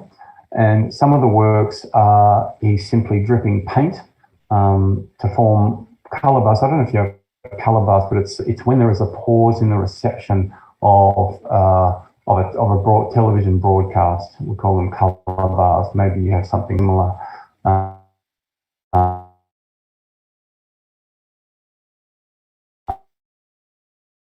Was something we all kind of plastic than paint ever could be. They're luminous. This is to show you. So for Painted Light, the opportunity was on, again, down at Geelong, where back-to-back are based. He was on the new Geelong Performing Arts Centre, so it was a state-funded commission. And he filmed paint dripping. So unlike the other works that certainly have a very strong political and social context to them, this work is much more poetic, much more material-based. He filmed the paint dripping, and over the course of the evening, the paint just drips one colour over another. Simple as that. I've got a bit of a video to show you.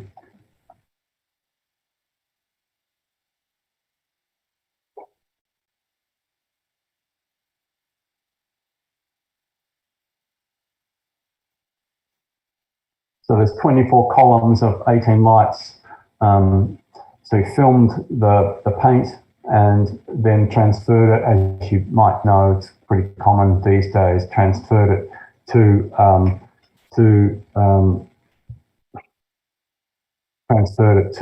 the lights.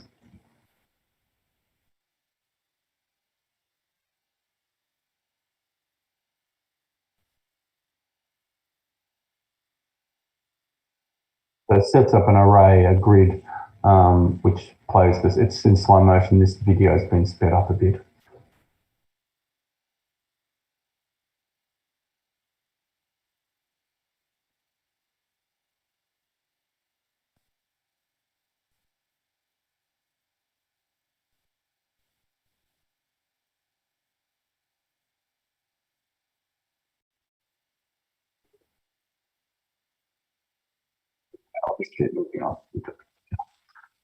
So I just want to know how I'm doing for time, Magum. Maybe another 4 minutes or 5, maybe. 5 minutes, okay. Yeah.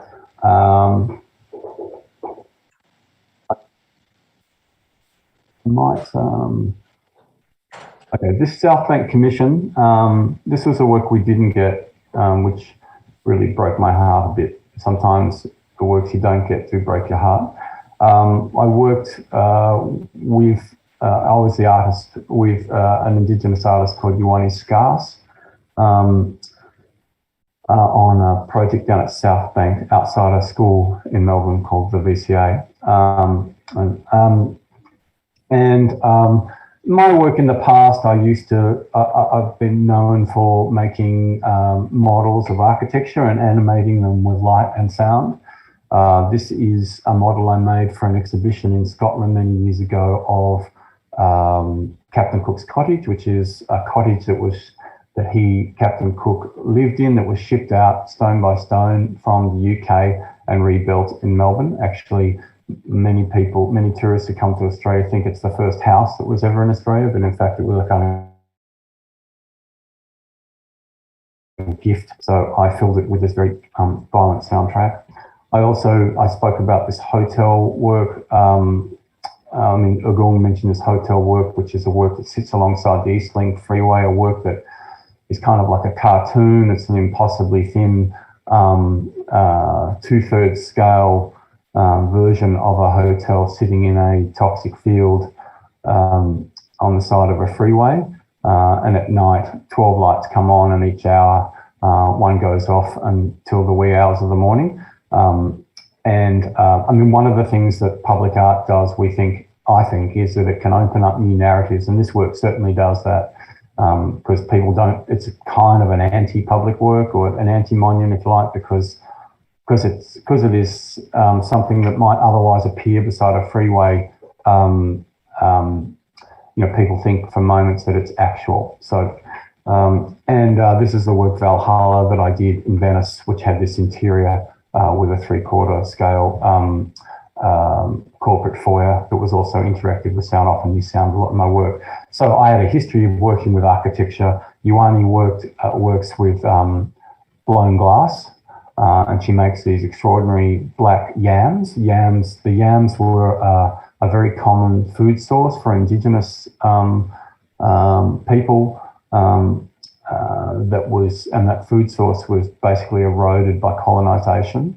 So she makes these black yams, or they make different coloured ones, but the black ones the most common. And each yam is a body of an Aboriginal person. So they have a real kind of impact, particularly en masse. So we wanted to work together, and we approached her. So we took this Treasury building, which is in Spring Street in Melbourne, which is where Parliament House is. It's the old Treasury building. It used to be the building where they held the bullion from the gold rush. Melbourne became very wealthy from the gold rush, and they used to so that material extracted from the ground, it's kind of was held in this building. It's actually an amazing building by a 19-year-old architect called J.J. Clark, built in the 1850s. A sort of example of Renaissance revivalism. So we love the building, and so we thought we would rebuild the building, and then cut it open very precisely to reveal an Indigenous garden. So Indigenous believe that, which is very different to our kind of four seasons, Western four seasons in Australia, and they operate in completely different ways. So we wanted to cut it open precisely, not sort of jagged like it'd been ruined, but because it was a work essentially about structural racism, we wanted our kind of intervention to be very precise. So it was as if the Treasury building was a kind of colonial ruin that had been recolonised by this garden. And on the interior of the walls behind glass were thousands of Ioane's black yams hanging by wire. So it was a contemplative space for students. It was a performance space if they wanted it. Yes, it was a garden, a kind of wilder garden actually than a normal garden. Not a garden you had to kind of tend to, if you like, that it went through its own kind of seasons. And we work with a range of collaborators, including an Indigenous landscaper called Charles Solomon, who did the work. A very expanded project of team of people. This is some of the examples of the Indigenous flora and fauna we wanted to use. This was just a map showing the way the garden was going to grow over time. So start small and this gradually colonise this building. So look, I can probably leave it there, Agung, and take questions. I've got other projects in there to talk to, but I think I've sort of overdone my welcome. Okay, thank you so much. A big round of applause. Thank you so much for your very insightful presentation, Professor Morton, and also for sharing about your works. it's really amazing to know how the map has done very extensive projects, and especially in the context of interdisciplinary research. And we have actually already some questions that I would like to just read from the Q&A box. Yeah. And this one is coming from Budi Adinugroho, one of our lecturers actually at ITB, and he has just finished his PhD also in public art. So his question is about how the pandemic brings questions about the meaning of space, because the space, he said that it's not possible to define space as only physical space, because the social distancing, also the lack of mobility, have make us, we have to readdress or question again the position and the meaning of public art space, especially maybe because what you presented just now relate to the term permanent public space, which is very physical and tangible. Would you like to comment on that question. first? Yeah, it's a very good question. I mean, I chose to show you works that are, because it's the bulk of what we do, but certainly when we're teaching, we teach to obviously a range of publics, not just, work that exists in physical space, but the digital publics. I mean, one could argue, and it's obviously true, that the most public art is online now, and that space, that public is the biggest public. So of course it's, I don't know if it's the subject of your PhD, but it's an excellent subject for PhD. And we are so busy doing these public art projects, and through the pandemic, in fact, it never stopped. I mean, construction, because we're tied to the construction industry, those projects, construction industry didn't really stop at all. So we haven't really had a lot of time to reflect back on that. But I suppose one of the things is the speculative projects we do exist only online. They don't exist in physical space. And like that last project I just showed you, that whilst that was a project that was difficult to not get, when I look back on it, it was kind of an amazing and fairly radical project to speculate on, to conceive of. And I suppose that's one of the things. It's a bit like permanent public art has a lot of limitations on it, around materiality, and all the kind of, restrictions that I outlined earlier. Temporary public works clearly have less. You can drop something in more quickly. You don't have the same material restrictions, and so on. And works that exist online don't have any of that. So there's a lot more freedoms, really. Well, I mean, that's a freedom's going to be something we can talk about, but of course there are restrictions in that space, but certainly there are a lot of freedoms working in that space. So, it's a good question. We should do more in that space, and I think with the new research arm, we can do that. I mean, certainly that's why we're involved with something like Memo Magazine, which is an online journal, and we publish on Instagram, and we have a presence in that space as well. I hope that answers your question, but it's a good question. Yes, thank you. I'd like to continue with the next question. This is from Tisa Granicia. Her question is about, she asked about your opinion on the idea of existing art in public space with regards to the climate change that we are facing now. What's the challenge for, in terms of maybe construction, and also it deals with the materiality of the works that has to be adjusted with the climate change. Yeah. Also a really great question, particularly in relation to this conference. I mean, I sort of referred to it a little bit, little things like not using concrete, but using GRC or different forms of concrete. If you work in the construction industry, and speak to a lot of architects, they're pretty set in their ways, a lot of them, and how they work. And it's very hard with very ambitious scale work, particularly in terms of engineering, to switch materials, say from something like kind of concrete. So it's taking probably a bit too long.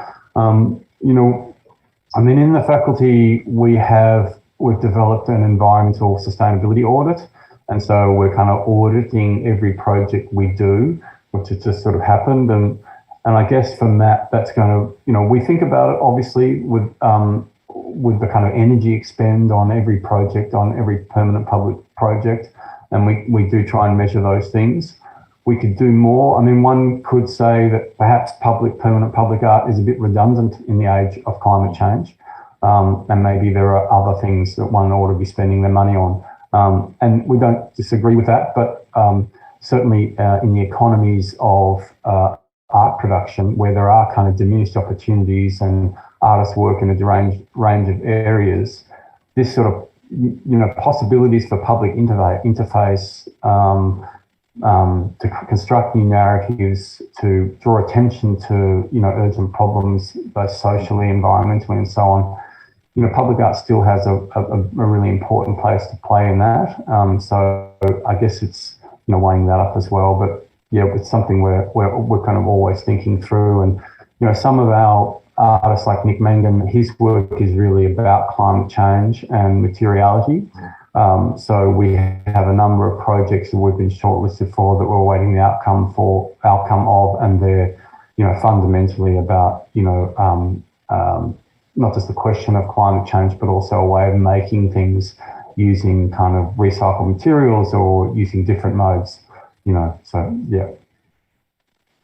Thank you. I'd like to continue with the question from an anonymous attendee, but I'd like also to combine it with other question below. So this is about how the Monash Art Project can balance between the theoretical and empirical aspects, because it's part of the academia or the academic environment.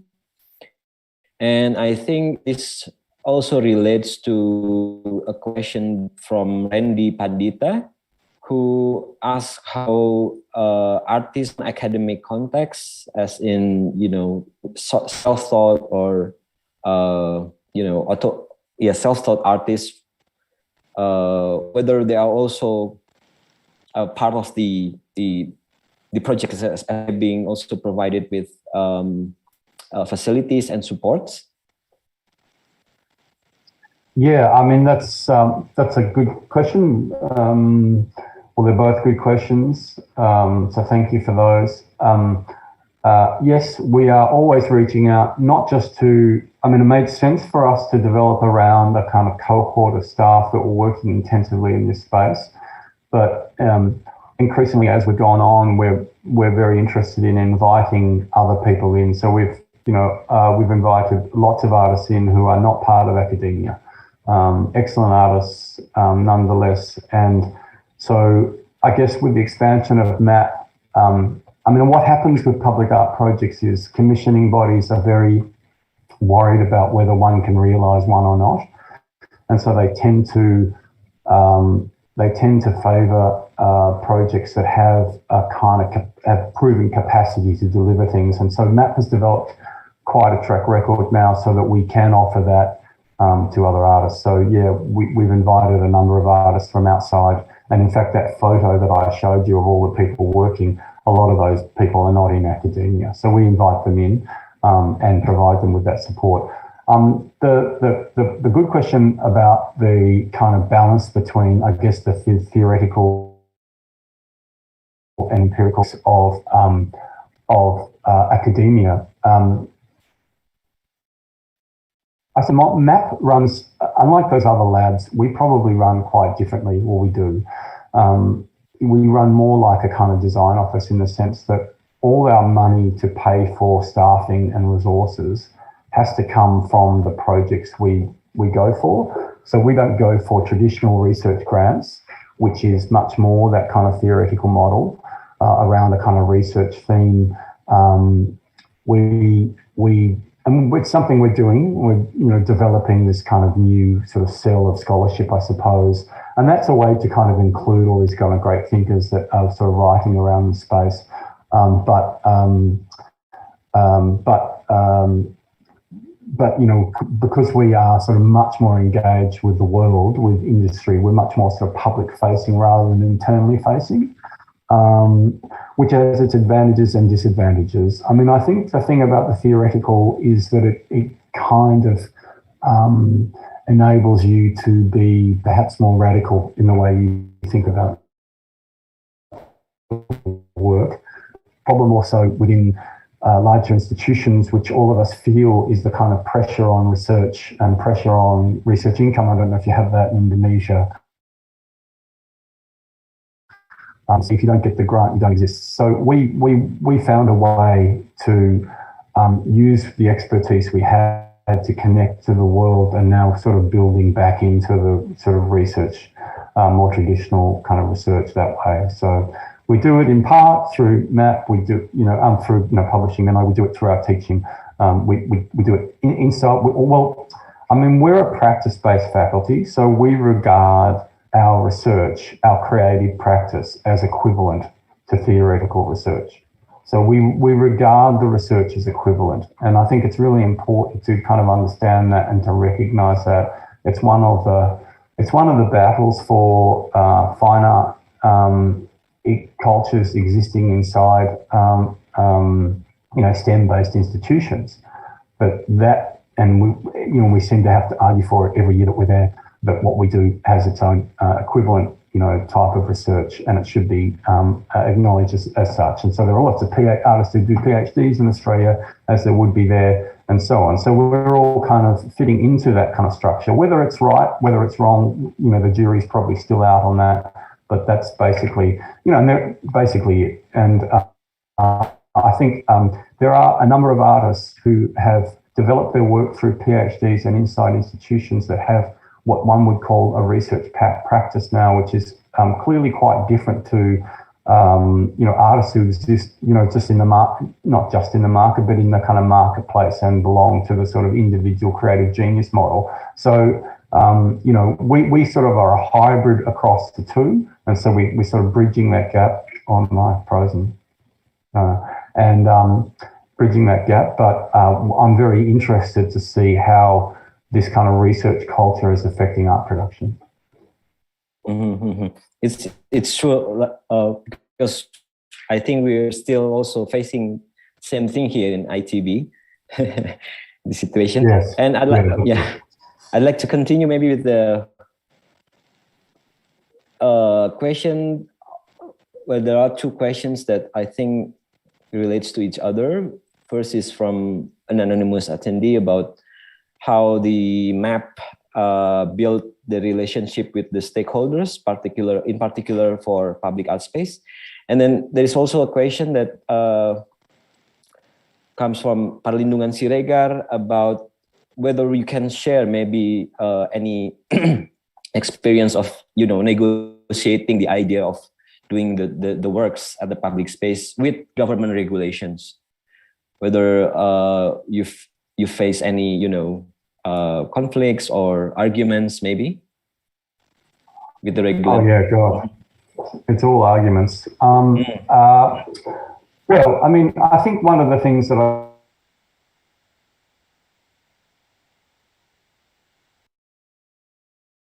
I said before, that a lot of artists, and we always said that we were prepared to stay in the room in order to kind of give good opportunities to excellent artists, and artists that were perhaps sort of and sort of opening up new challenging modes. And it's, clearly it's sort of ongoing research and ongoing battle. It really depends, I mean, they used to say the bigger the team, the bigger the panel, the worse the art, that it become art by committee and so on.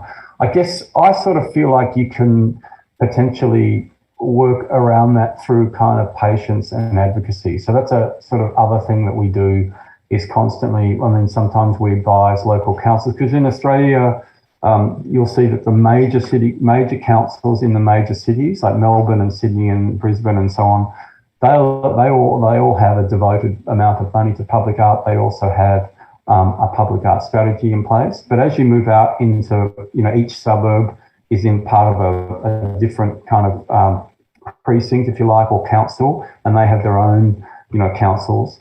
And when you get into those areas, it's very hard. They might not have a public art strategy or might not care. And so some of them, are interested in establishing it. And so we go in and we talk to them about the different modes that one can, different modes of public art. So that's part of that sort of relationship, I suppose. Perth in Australia is the only place that has legislated percent for art committed, and they've committed over $50 million to public art since 1989. So there's lots of work in those communities. That's mainly money from the mining industry, but it's important nonetheless. It has provided opportunities. So it doesn't really answer your question about negotiating when you get it. There are all these stages with public art. The submission is sort of the easiest part, and putting it in and getting the not the easiest part, but it's, in terms of the bureaucracy, it's sort of the easiest part. As soon as you get it and you're working with a big council, the processes can be mind-numbingly kind of bureaucratic. And that's the other reason why we have the skill base of architects in there, because that's what they're used to doing. That's what architects do as a rule, in these large, architecture firms. Someone will just be sort of devoted to this kind of, it's a highly, it's like film industry, highly collaborative, highly partitioned, certain people good at negotiating, certain people good at, visualizing, certain people good at designing, and so forth. And so you need that skill set and expertise and patience, that artists sort of don't have. So you either sort of develop it or you get others to help you, I suppose, to answer that question. So it's really a teamwork and needs really collaborative efforts to do that. Absolutely, collaborative. Yeah. But I think the difference with Indonesian context is that we don't have like a system in which artists can submit proposals to the government. That's the thing. That's probably one of the big difference. If I may, I think that was one of the questions, Agung, around how we get it, whether you just you are commissioned directly or whether you apply for it. Sometimes you can get commissioned directly, and sometimes you can propose something to those councils and open up your own opportunities. Yeah. Well, most of the public artworks, especially like monuments, memorials in big cities in Indonesia, are mostly commissioned by the government, so that they have their own agenda with that. And so that's offering something else. Well, I have my own question, actually, if I may. Yes. We still have a few minutes, because it's very interesting for me to see how MAP also works with this group of artists called disabilities. And I think this is something that we rarely done or never been done as far as I know in Indonesia. I wonder if you can share us more about the main challenge working with them. Well, I've been on the board of that theatre company for a long time, I must say, and I've worked with them for over 8 years. So I'm kind of intimate with that company and how they work.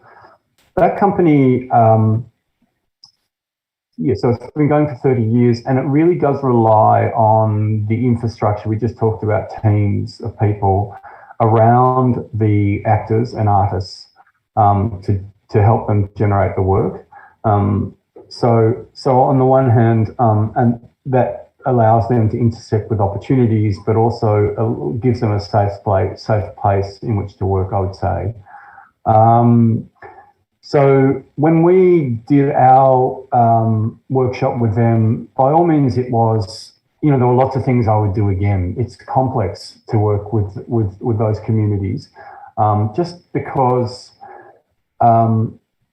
every one of them, as everyone else is highly individual and has their own particular imaginations and their own particular interests. So if you haven't established relationships with them over a long period of time, it's perhaps hard to read those. And, making any artwork makes people vulnerable on some levels. You're exposing yourself, of course, in lots of ways. So I think that, we had a very simple approach to it, which was simply for me to describe the opportunity and then to work alongside them, all drawing, all doing the same thing, converting it to digital. And, so it was a sort of a simple conversation. I think the thing that I was sort of mindful of was tapping into the things that they were essentially interested in, like I know that, say that Ganesh versus the Third Reich, that work developed, as I remember it, because one of the actors was obsessed with Ganesh, so it's simply, or was around that kind of obsession. So Robbie had this obsession with drawing these beautiful pastel drawings, and he would do lots of them. You couldn't really talk to him, but he just let him go. He was completely energized by it. And so he produced these extraordinary things, and it was valuing that to us. It was valuing the worlds they were kind of constructed and intersected with that. I don't know if that answers your question. I'm certainly no expert in it, and each time we go and work with them, we learn new things. And I think actually, I would look up back-to-back theatre on the website and look at online and see what they've done. I think that would be, really helpful to you, Gordon. And I'm happy to sort of put you in touch with them if you want. Yeah, that'd be great. I think, so the willingness to be like open-minded and sit in the equal position is very important. Okay, I think that's true with all the workshops, actually. Be open-minded, be open, don't make it too complex, actually. Make it a safe place to work. No idea is dumb, all the rest of it. Yeah, we have to learn more about that from you, Professor. And I think we have come to the end of the first plenary session today. And thank you so much, Professor Carl Morton, for all the thoughts and sharing. All the best for your upcoming projects. And thank you very much. Yeah. Thank you, everyone, for allowing me to share some of our projects with you. It was great to be here. It's been great. I hope it made a valuable contribution, but please contact me or contact us in Melbourne whenever you're in Melbourne, or if you want to exchange things online. And if there are people with follow-up questions to this, just send them my email, and I'm happy to open up a dialogue with anyone who wants to have it. That's great. Thank you, Professor Morton. And I would also like to thank all the conference participants. Thank you for your participation and contribution. I would like to end this session. Thank you so much. Wassalamualaikum warahmatullahi wabarakatuh. And Sabrina, over to you. Thank you, Pak Agung, Professor Callum. Okay, thank you, Professor Morton and Dr. Hujatnika. What a fantastic dialogue to start our conference with the examples of public art carried out by the Monash Art Project. And the second plenary session on policies for sustainability with Mr. John Newbegin, OBE, the Creative Industries Ambassador for the Mayor of London, UK, will start at 2 p.m. Western Indonesian time, which is GMT +7, in this same Zoom webinar link. However, before the second plenary session, for those who have registered for the parallel sessions, the parallel session will begin at 11:15 a.m., which is in about 11 minutes from now. And it is divided into 6 rooms according to the themes of the papers. The themes are tradition and history as cultural assets, technology and environmental sustainability, creative economy and sustainable development, human-centered and social interaction, community for resilience and well-being, and recontextualizing the urban ecosystem. And unfortunately, there has been an error in the link that we sent through the program book. So we updated the link in the chat box if you can check it out. And we also sent the updated links to the emails of registered participants. So please check out your emails to head towards the updated links. And so for those who have registered, please head over to your respective links right now. And the parallel sessions will begin at 11:15. So thank you to all guests, all speakers, moderators, and also everyone who attended this first plenary session, and I will be seeing you again here for the second plenary session at 2 p.m. So see you later.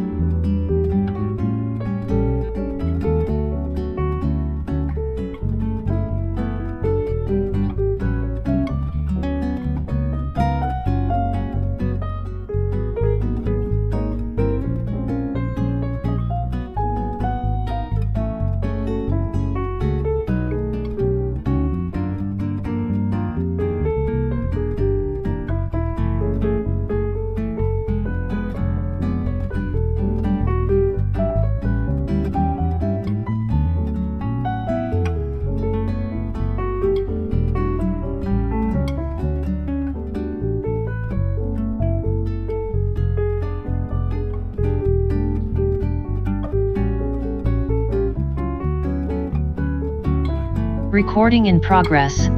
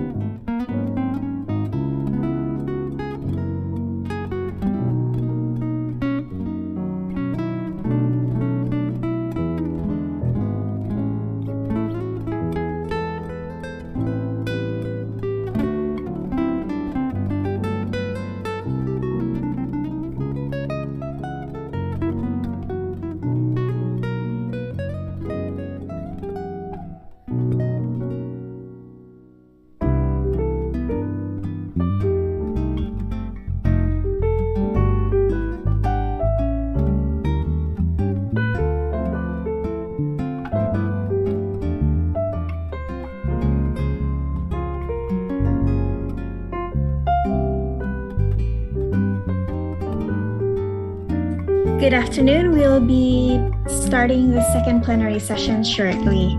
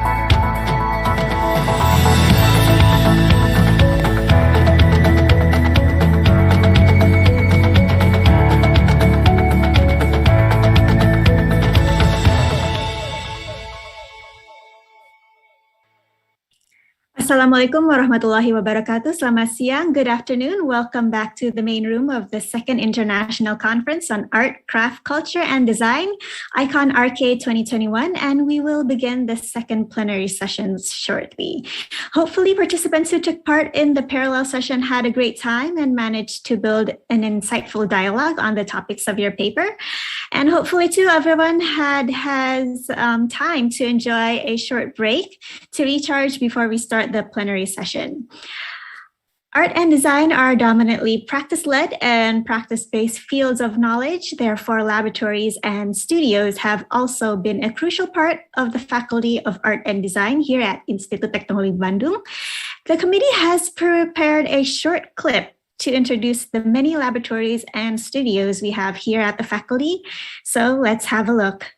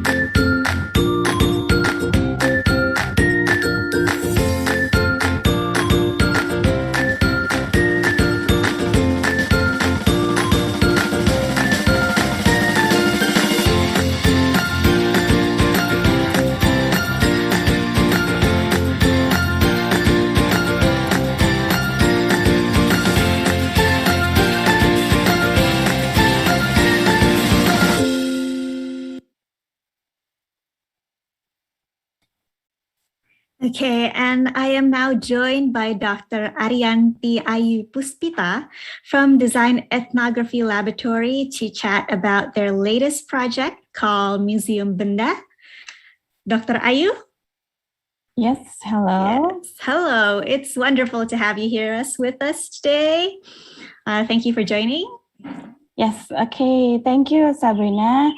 And thank you, everyone. Thank you for the committee, especially for having us, Museum Benda, as a guest in Icon Arcade 2021. It is an honor for us. And first of all, I would like to introduce myself. My name is Ariyanti Puspita. I am lecturer in Industrial Design Department ITB and also researcher in Design Ethnography Lab. So greetings, everyone. Nice to meet you all. Yes, it's great to have you with us. And so what is this Museum Benda? What actually is it? Why is it called Museum Benda? Yes, okay. So basically, Museum Benda is a platform for collecting everyday objects in Indonesia in the form of digital data. So it is including traditional objects and modern products. And it is initiated by Ethnography Design Lab, Faculty of Art and Design, started in 2019. I see. Okay, so how did Museum Benda come about? So what was the background and why was it considered to be something that's important to create? Yes, well, interesting question. So the background of our initiation of Museum Benda is that Indonesia, of course, has a rich varieties of cultures and local values that can be reflected from everyday objects in Indonesian people through the ideas of shape, processes of making, material, and how people use it. So that component, tangible and intangible aspect related to objects, such as history, function, ways of using, production techniques, and so on, it becomes an important source of knowledge, especially for art and design education. And the purpose of Museum Benda is not only to archive, but we hope it is also to preserve everyday objects.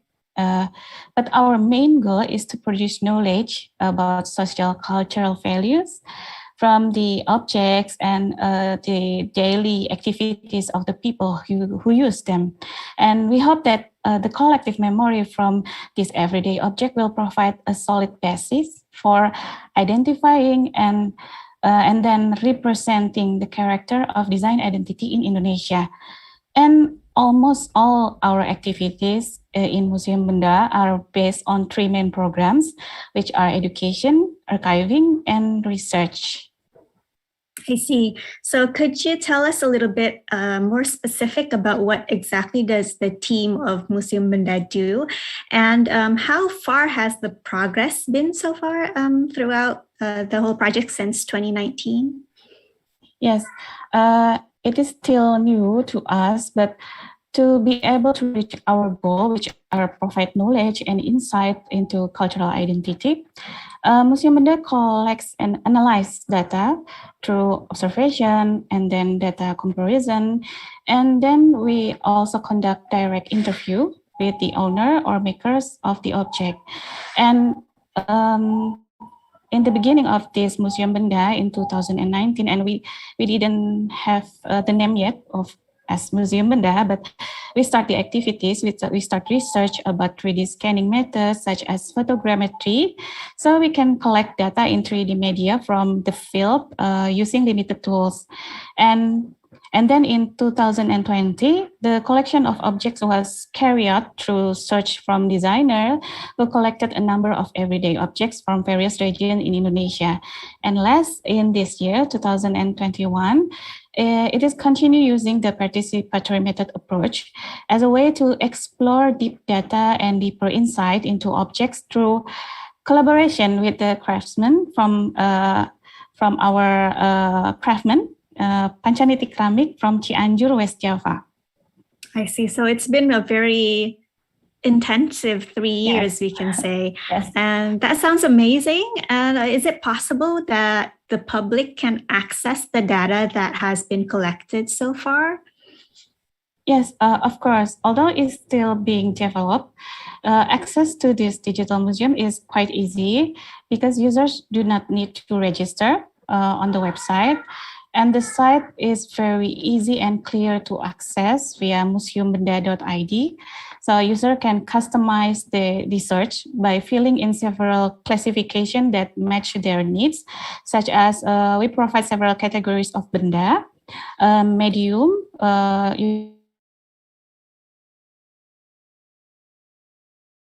you can search from two-dimensional data, from the function, from the brand, the craftsman, the designer name, the technical production, location, and so on. So yeah, that's several categories from Museum Benda. I see. So do you have any future plans, or would you have anything to add to that perhaps? Okay, of course. We are very open for collaboration to everyone in here from other discipline or other labs in Faculty of Art and Design or outside Faculty of Art and Design here. And hopefully we can involve a wider public participation and community to collect data and develop the method. Lovely. Okay, so thank you, Dr. Ayu, for your time and for sharing Museum Benda with us. We have a short clip here from Museum Benda. It's to give the audience a better look on this project. So let's have a look.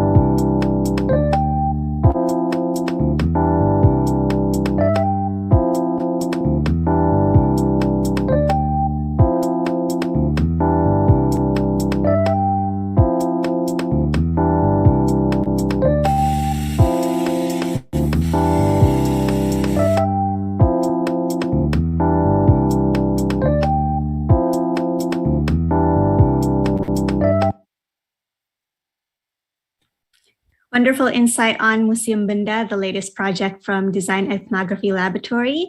And now we will be moving on to the second plenary session. I would like to encourage the audience to participate in the Q&A session by sending questions through the Q&A box that is on the bottom of your screen. The keynote for this session is titled Policies for Sustainability.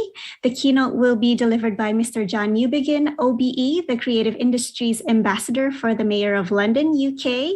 The moderator for this session will be Dr. Dunita Larasati. Please allow me to read a brief introduction on Dr. Larasati before I hand over the screen. Dr. Dunita Larasati, born in Jakarta, studied industrial product design at Institut Teknologi Bandung. She acquired a scholarship from IKEA Foundation Amsterdam to continue studying at Design Academy Eindhoven, then pursued her study at Delft University of Technology. She returned to Bandung and co-founded Bandung Creative City Forum, BCCF, in 2008, a creative community hub of which she currently chairs. She was also appointed as the chairperson of Bandung Creative Economy Committee in 2014. She became the focal point for Bandung City of Design UNESCO Creative Cities Network, UCCN, when Bandung joined the network in 2015. She is the Deputy of Strategic Partnership of Indonesia Creative Cities Network, ICCN, an organization that connects bottom-up creative economies initiatives across more than 200 cities in Indonesia. She joined the International Advisory Council for Creative Industries Policies and Evidence Center, PEC UK, in 2018. She is a member of the Indonesian Young Academy of Science, ALMI, and the Indonesian Science Institute, IIP, and a climate leader at the Climate Reality Project, TCRP Indonesia. Next to her main occupation as a lecturer and researcher at ITB, she creates and publishes her graphic diary. Welcome, Butita. Hello, good afternoon. Good afternoon, Sabrina. I heard, Butita, that you recently went to Turkey. Could you share a little bit about that with us? Yeah, that was an invitation to present at UCLG Culture Summit. And the main purpose of that meeting was to discuss about how important diversity is actually to be more resilient in facing the future, especially during and post-pandemic. So it's interesting to see how different organizations from different countries, they cope with the situation in their own way. But then in the end, we found out that diversity is really making us stronger. So we should actually embrace that, especially in Indonesia, where diversity is in our blood. So also with this conference, I think it's useful to bring this up. Yes. It goes right hand in hand with Bhinneka Tunggal Ika, our logo of Indonesia, the slogan of Indonesia. Sounds fascinating. Well, then, to begin the second plenary session, I will be handing the screen over to you. Butita, the screen is all yours. All right, thank you. Sure. Hi, everyone. Good afternoon from Bandung. We are excited to welcome all of you, distinguished speakers, esteemed guests, and audience to Icon Arcade 2021. I am Tita Larasati, as was introduced by Sabrina generously. It's an honor to be the moderator of the session with our honorable keynote speaker, Mr. John Newbigin. But before we meet him, let's watch this short video.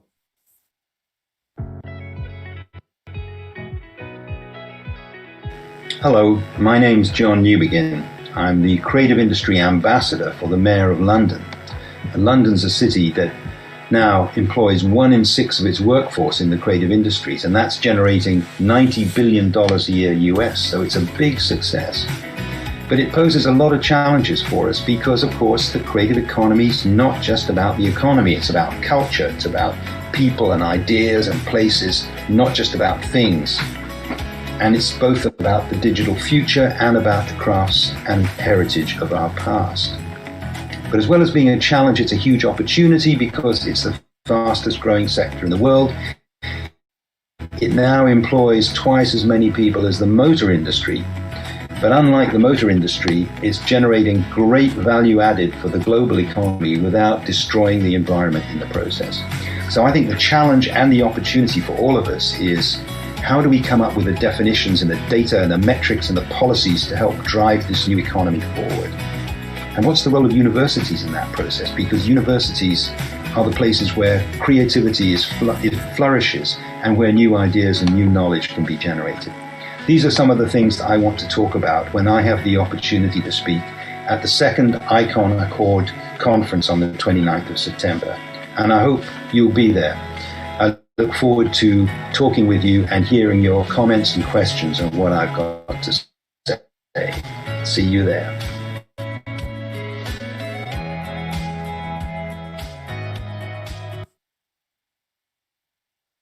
So, John, thank you. That was actually more than the opening greetings, because there's already full of things that are interesting for us to wait for you to talk about. So please allow me to introduce him further. John Newbegin, OBE. He chairs the PEC Policy and Evidence Center, International Advisory Council on the Creative Economy, and is the London Mayor's ambassador for the creative economy. He was part of the team that developed the first definition of the creative industries adopted by the UK government in 1998, and was co-founder and first chair of Creative England. He is chair of the British Council's Advisory Board for Arts and Creative Economy, and is a visiting fellow at Goldsmiths, University of London. So let's meet John. John, are you here already? I am. John, good morning. Good morning. Yeah. So how are you? I Very hope well. You're doing well. Thank you, Tita, for that very generous introduction. Assalamu alaikum. Good afternoon to everybody in Bandung. It's still good morning here in Oxford, where I am. But I'm looking forward to this session and talking with you. But thank you for that introduction, Tita. Of course, John, we're so happy to have you here. Now we're looking forward to having your insights. So please, John, the screen is yours.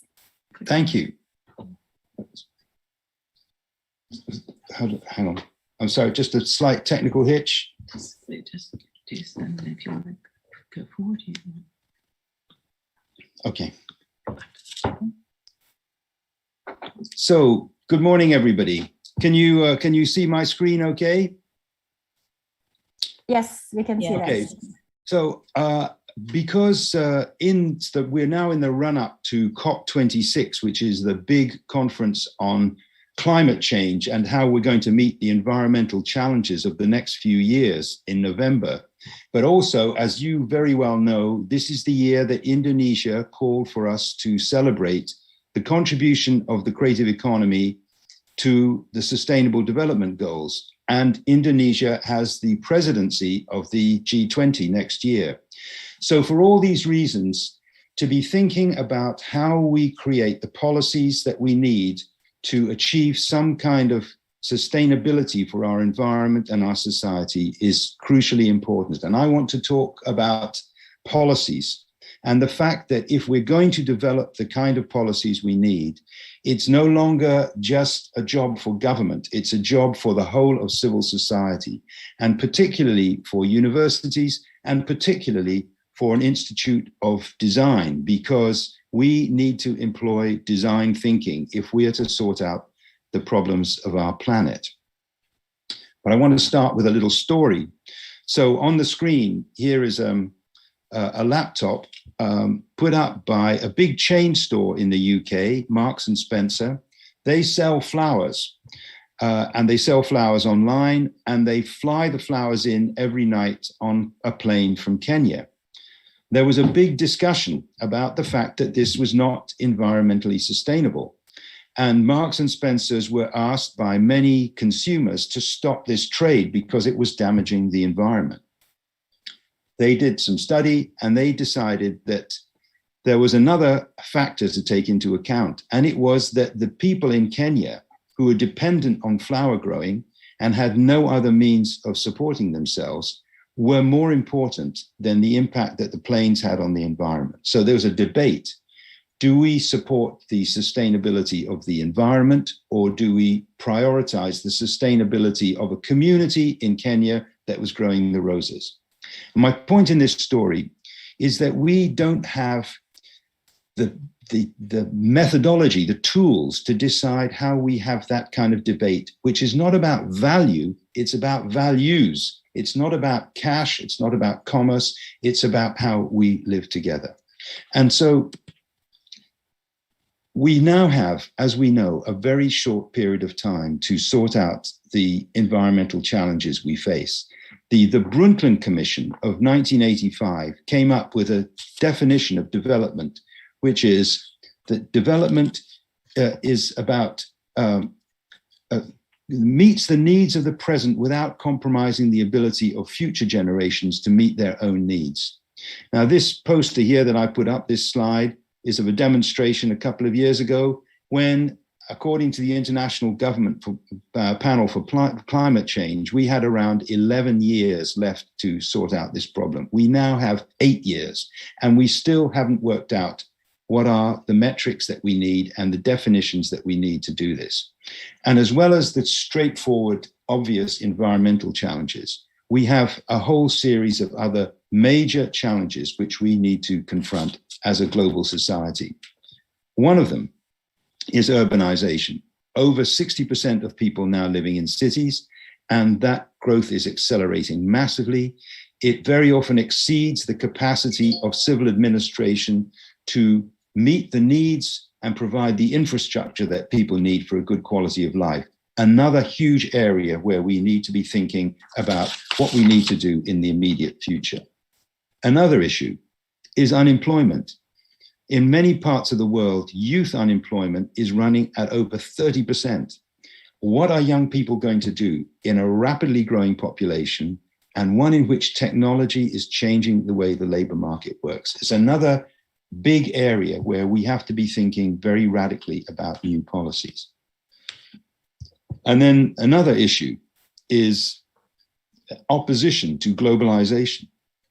There's a rise in nationalism all around the world, in the US, in China, in India, in my own country, in the UK. And what it means is that the international institutions that we have relied on so much for the last 60, 70 years are beginning to come under threat. There's another huge challenge for us. And another issue is education. We need to be thinking about a completely different kind of education for the future. The chief economist at the Bank of England said the other day, we are teaching children for a society that no longer exists. We don't need to be teaching knowledge. We have knowledge on Google. What we need is imagination. And we need the imagination to be thinking about the future, not the kind of school lessons which were taking place 50, 60 or more years ago. And then finally, we also know that changes in technology and changes in artificial intelligence are changing the labor market in the most dramatic ways and rendering many jobs that people are doing at the present redundant. Of course, the technology changes that are coming down the track will generate as many new jobs as they destroy old jobs, but it's an issue of uncertainty and anxiety for very many people that their jobs may not be secure for the next 10 or 15 years. What are they going to do? How are they going to prepare? So for all this great range of areas, we need to be thinking about new policies, new definitions, and new metrics. And something I want to talk about is one issue which Dr. Larasati and I have been thinking about on the International Council for Policy and Evidence Center that we are both members of, is the role of the informal economy in the world. Because most policies, most public policies are predicated on the assumption that people have a steady job, that they're working, that they can be managed by taxation policies, fiscal policies, training policies by the government. But in fact, what we do know is that around 60% of economic activity in the world is taking place in the informal sector. What it means is that governments are not recognizing a huge amount of activity that's going on in the world, and our policies, our social protection, our skills development, our finance policies are not addressing the real needs that we have in the planet today. And it's particularly true in the creative sector because the creative sector is so dependent on individual artisans and micro businesses who often work in temporary, informal partnerships. They may work on the basis of informal exchange rather than cash, and so on. And many creative workers earn their living by juggling many, many different activities. They don't have a company, they don't have an employer, they don't have a brand. And what's true of much informal working is, in consequence, invisible to government. And that means that when government is developing policies, they're very often missing what are the real coming realities of the future of the global economy and global society. Now, all this was brought into very sharp focus during the pandemic because as all the formal networks of trade and finance and commerce were slowed to a halt by the pandemic, governments in many countries were able to support with financial support workers who were working in the formal sector, but those in the informal sector who were not visible to government, there was nothing for them. And in the UK, that was at least 30% of the 2 million people who work in the creative economy. They, like others around the world, have had to depend on informal networks of culture and community to hold things together, to sustain both lives and livelihoods. And it's interesting that there's plenty of evidence that communities with strong bonds of social solidarity, a strong sense of their own identity, were able to survive the pandemic much better than those that did not. They're not only addressing the physical needs of their communities, but also their emotional and health needs, and enabling them to feel confident about the future. So in all these elements, what was going on informally was supporting not just dealing with some of the economic issues that we all need to face as a society, but many of the social, emotional, personal, and community issues that we all need to be thinking about addressing. And in talking in this way, I'm not trying to be romantic about the informal economy. It's rife with exploitation and abuse. It's under-regulated, it's often unskilled, but it's also very often highly innovative and creative because it has to be. It's about self-reliance. It's about using materials and processes and networks that have to compensate for the absence or the failure of state provision or the inability of people to gain entry into the formal economy. And whether we like it or not, we need to take this informal economy seriously because it looks as if, and it is almost certain to be, growing quite significantly in the future and for some particular time. So one of the reasons that it's growing is that many workers in the informal sector feel they don't have the literacy or the skills to engage in the formal economy, or they mistrust the formal structures of bureaucracy. This is a group of women in India, very talented weavers, but they're all illiterate. They do not want to be part of a system which involves them filling in forms which they do not understand, and they don't trust their government officials. So another issue is all around the world, because of the neoliberal economic policies, there's a rise in the proportion of workers who are casual. It's what we call in Europe and North America, the gig economy, people who are hired by the day. And government policy is not diminishing this. If anything, it's increasing it. And another member of our international council, an Egyptian architect, says, informality is about private actors pursuing private needs and should not be advocated as a long-term progressive agenda, but it's an interim condition until a strong democratic state fulfills its responsibilities. And this is an interim condition which is going to be with us for a long time. So if we're going to develop effective policies for dealing with all this multiplicity of environmental, economic, social, and health issues, we need to be thinking very hard about how we engage with and think about the informal economy. And so I want to talk a little bit about what on our international council, Dr. Larasati and I have been thinking about how we address some of these issues of the informal economy. And there are three issues that drove us to undertake this little piece of research. The first is that all around the world, creative industries are growing very fast. Here's a figure from the UK government. Our creative sector continues to grow twice as fast as the rest of the economy. Some UN estimates are that creative industries could account for 10% of GDP in the near future. It's a very, very significant part of the future, and it's very heavily dependent on informal working.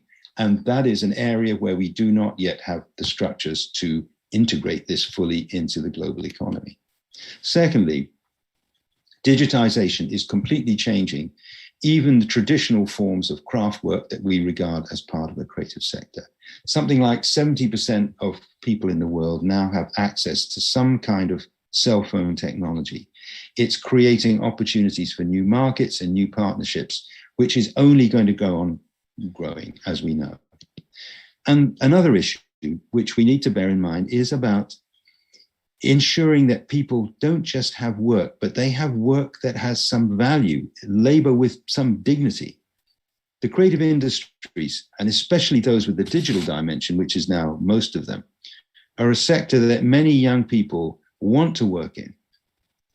It's work that's engaging, that it gives satisfaction. It's about more than just earning a living. You know, President Mitterrand, the president of France, once said, the issue with the creative sector is that it's not just about things, it's not about commodities, it's about expressions of the human spirit.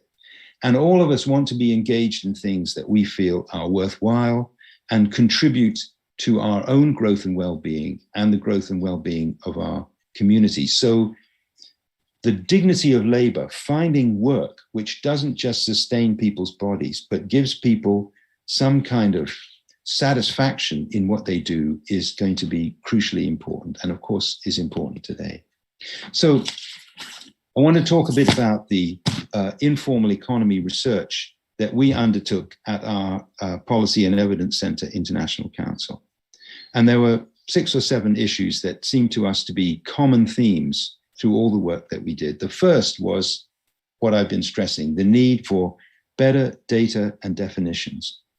We have, for people who are working but don't have conventional jobs, there is very little social protection. There's very little skills provision. They have great difficulty in accessing finance. We don't know what is going on in a large part of our economy. So we need to be thinking about the kind of metrics and data we need to develop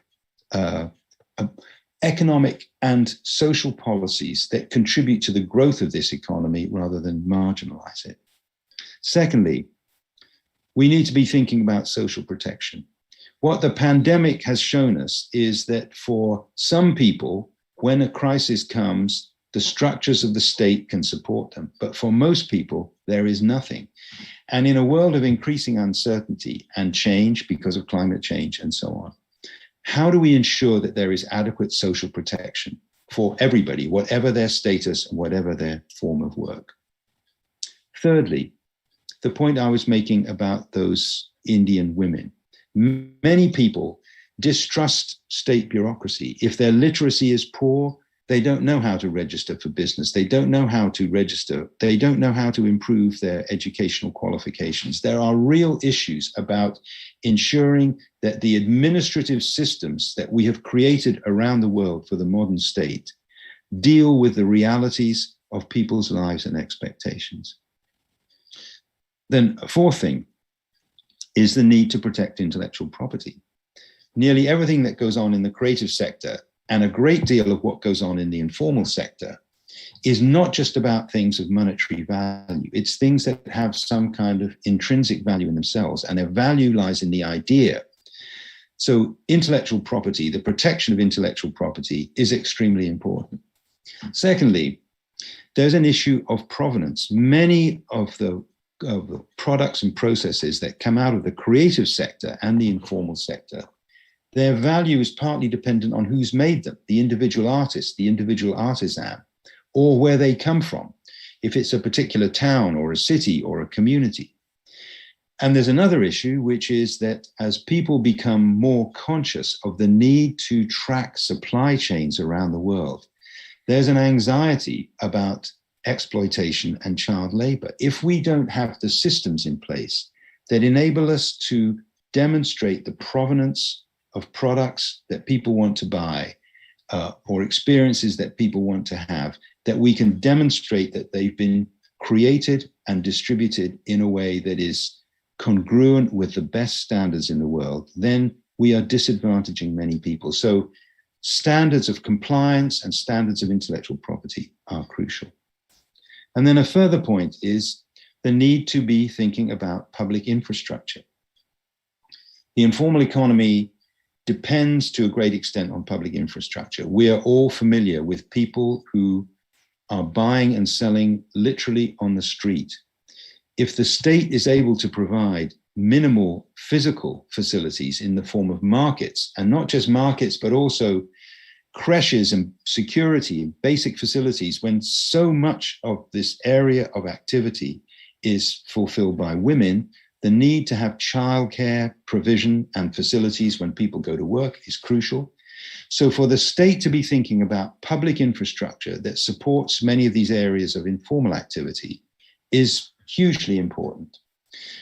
And that's also true in the digital sphere, that enabling people to have access to platforms in a way that they can afford and in a way that is guaranteed to work, so reliable internet platforms that traders and creative people can use, whether they're formally constituted or not, is crucially important. And then two other points. One is all governments play a major part in their economies through what we call public procurement, public expenditure. And the role of public procurement, of course, is to buy the services that government needs, to build the roads, to build the ports, to build the houses, to supply the electricity systems and so on. But public procurement should also aim to improve the distribution of income and wealth and opportunity in the society. I want to return to this point in a moment, but we have not yet really designed systems that enable us to use the spending power of government for the benefit more generally of the community. And then finally, one of the issues that we looked at in our research is the need for intermediaries. That's to say, civil society organizations which can represent the interests of informal workers and creative workers to government. Now, I think in Indonesia, through institutions like the Indonesian Creative Cities Network, you already have strong organizations that provide this intermediary function. But returning to that picture I showed you a moment ago of the Indian women in their saris, they're weavers, they're illiterate women weavers, but they are highly skilled. They live in villages, therefore they don't have access to many of the urban facilities that most of us take for granted, but they are very skilled workers. Now, through an intermediate organization called 200 Million Artisans, they were able to do a deal with IKEA, the global chain store, to take the output of their weaving for the next 8 years in a multi-million-dollar deal. That's been achieved by an intermediate organization, which is connecting, if you like, connecting illiterate village artisans with a global supply chain. These are the kind of intermediary organizations which we need to facilitate the growth of this informal economy in a way that people trust, because intermediate organizations have the trust of the community in a way that government very often doesn't. So thinking about how we develop intermediaries which can provide finance, because another issue is that the banks and financial investors very often don't trust people working in the informal sector. They don't know how to connect rural artisans to the global economy. These kind of intermediate organizations that can inspire trust, can give people confidence, are hugely important. And we need to be thinking more about how we create them, how we build them, how they can act as an interface between civil society and government. So thinking about how we build some of these future policies for growth. I've put this slide up because at Creative England, one of many initiatives which we encouraged was to bring people from one area of discipline to work in thinking about another area of discipline, a good piece of design thinking. So you may remember the game Pac-Man that was very popular a few years ago. And the NHS in this slide stands in the UK for our National Health Service. What this little slide was about was an initiative where we connected people from the video games world with clinicians in our health service. The idea of that was, in this world of changing disciplines and changing expectations, very often one kind of knowledge, one kind of expertise can inform another kind of expertise in the most unexpected way. And out of this project came all kinds of assistance for people with early stage dementia. It enabled clinicians in the National Health Service to provide new kinds of access and information for people by bringing the creative skills of video games developers to work with our health service. So creative thinking, multidisciplinary thinking is something which is crucial to resolving the issues that we face. In the UK, some years ago, we had a government report on innovation. And the man who undertook that report, one of the things one of the arguments he made for government to rethink how it engaged artists and creative people in the processes of government was, as he said, the issue is not simply whether a solution offers value for money for the government or even the best value for money of the options considered. It's whether a greater value could be obtained from a more innovative solution, perhaps allied to looking at the problem in a wider context. In other words, when government is buying services and when government is developing policies, are they really thinking in the most imaginative way possible about how they could be and should be engaging with society? One of the other elements in that report on innovation that we did in the UK some time ago was a suggestion that every major company in the UK should have 2 artists on its board of directors. I mean, a fantastically radical idea. And of course, one which the government immediately rejected. But if you think about that, if we had artists and creative people on the board of every major company, how different would our society be? We need to be thinking in these very, very radical terms. So that's one principle to bear in mind as we think about developing policies for the future. Then a second principle is that it must be people-centered. This is a picture of a group of women in Nairobi in Kenya. They ran a project called Her City, Her Streets. And the idea was, how do they make the streets of their city safe for women and girls to work, to live, to shop, to go to school, whatever. So rather than the city government putting more police on the beat or whatever it was, they asked a group of women to think radically about how they could make their city a safer place for people to be. And another initiative here, this is in the north of England, there's a small city called Preston. When they looked at how government money was being spent in the city of Preston, they realized that almost none of it was being spent in the city. It was being spent with big companies who were supplying goods and services from outside. And they decided, as a city council, as a local administration, that instead of buying 5% of their services from local suppliers, they would make it 15%. So, for example, all the food for the schools is now not sourced from farms far away, but from local growers. And when big contracts were let for the city, instead of letting them to big building firms, they broke the contracts down into small parcels, which local contractors could bid for. So you see at the bottom of this slide, their slogan was cities versus the multinationals. Their point was, how can we generate from within our own community the economic resources that we need for our future? And of course, in doing that, they've also changed radically the society of that city because people are more directly engaged in its future. So being locally relevant is something which is crucial to bear in mind. We live in a global world, but as we know, and again, as your Indonesian Creative Cities Network shows, these things being resolved on a city basis and city-to-city links are crucial in developing new thinking and new policies. And then another issue, which I talked about before, is the dignity of labor, that we need to be thinking not just about how people can earn enough to keep themselves alive, but how people can be engaged in ways that stimulate them and make them feel that they have some real value to society.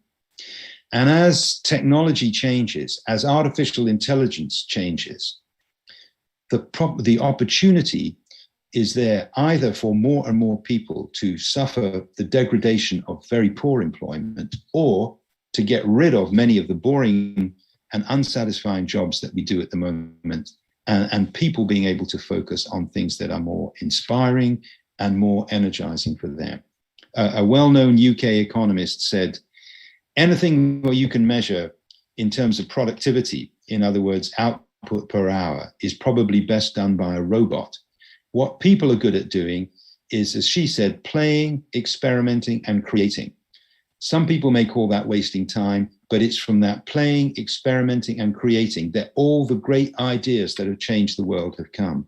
So the more we're able to unload the boring work onto machines, the more we should be able to develop forms of employment for ourselves as human beings that give us satisfaction at a personal level and also contribute to the well-being of our society. Another issue, of course, is making sure that in thinking about the environment, we are looking properly at the whole value chain. As we know, the fashion industry is a terrible despoiler of the environment because of inefficient and irresponsible use of water and of materials and of transport.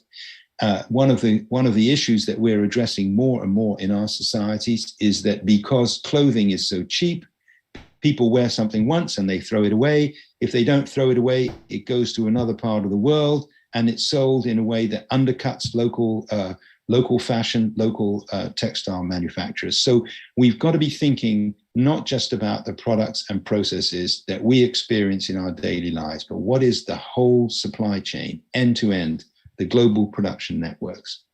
And then very finally, this is a clip from a debate that's going on in Wales, one of the 4 constituent elements of the United Kingdom at the moment. And it's a piece of legislation that they are introducing called the Future Generations Act. And the idea of the Future Generations Act is that every action that the government takes today, they must consider the consequences for future generations.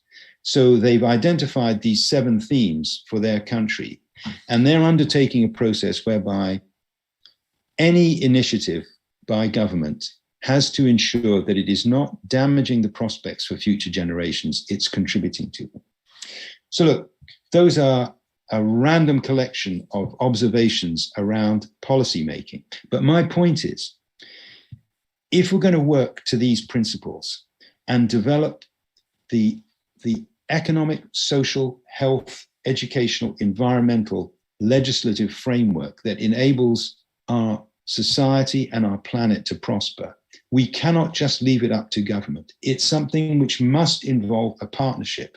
And at the core of that partnership must be education, because education is about creativity and about innovation. And at the very heart of it, there must be something like an arts and design institution like yours, because we need to be thinking in ways that government traditionally does not think. We need to be thinking about how we engage all the capacity that we have as a society to sort out our problems collectively. And in a faculty of art and design, that seems to me one of the central issues that you need to be and could be addressing. So thank you. Oh, thank you, John. Thank you so much for sharing your insights and also lots of practices and experience. Yeah, a lot of takeaways that we can take note from this. At least I took a lot of notes. One of them is, of course, we have to be aware of the momentum that we're facing nowadays in the near future. Even so, we are going through it today in 2021, as you mentioned.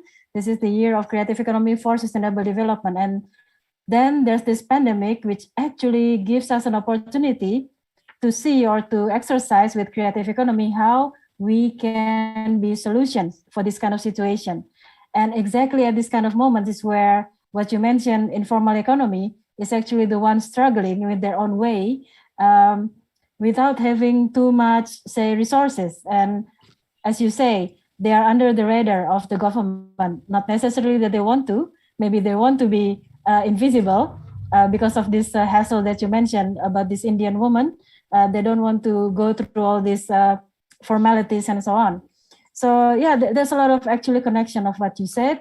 Cases everywhere can also be reflected to where we are now. So we will move on to the questions from the audience because we see that there are already a couple. But I would like also to mention again that you mentioned more than once about this the International Council for Creative Industries Policy and Evidence Center, which we just did the informal economy research with. And we see interesting projects from many parts of the world, but then mainly it's the global south who is facing this kind of majorities of informal economy.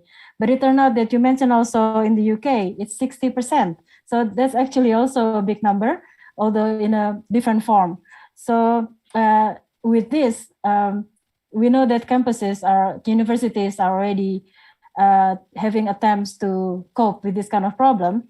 But then you mentioned again about the government and about policy making, which is true that you cannot just rely on whoever sit on the desk at the office drawing up these policies for us, but then they should see the reality in the world. But then again, as we know it, generally the word creative and bureaucracy doesn't go hand in hand. So that's why we have to find a kind of mechanism to see how it works. Of course, we have also many cases where that happens, where that works. And well, we can discuss about this actually deeper in the more discussion. But I would like to, so any remark on that? Yeah. Yeah, I think a good example to pick up on what you just said, Tita.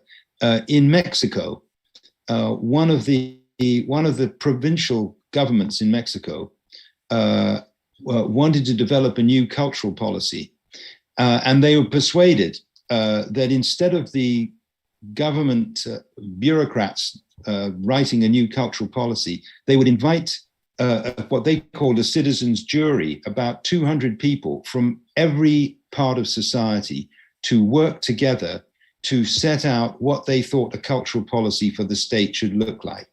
And of course, they negotiated with the government, but the idea was that the cultural policy was not written by the government, it was written by the community. And then it negotiated with the government. And of course, there were some things the government said, we can't afford to do this, we can't afford to do that, there are problems that we do. Of course, there was a negotiation. But instead of the government assuming that it knew what people wanted, by engaging the community, they have arrived at a much more effective and powerful cultural policy than they had before. And I think it's that kind of very simple partnership process which could lead to very different kind of policy outcomes in all parts of the world.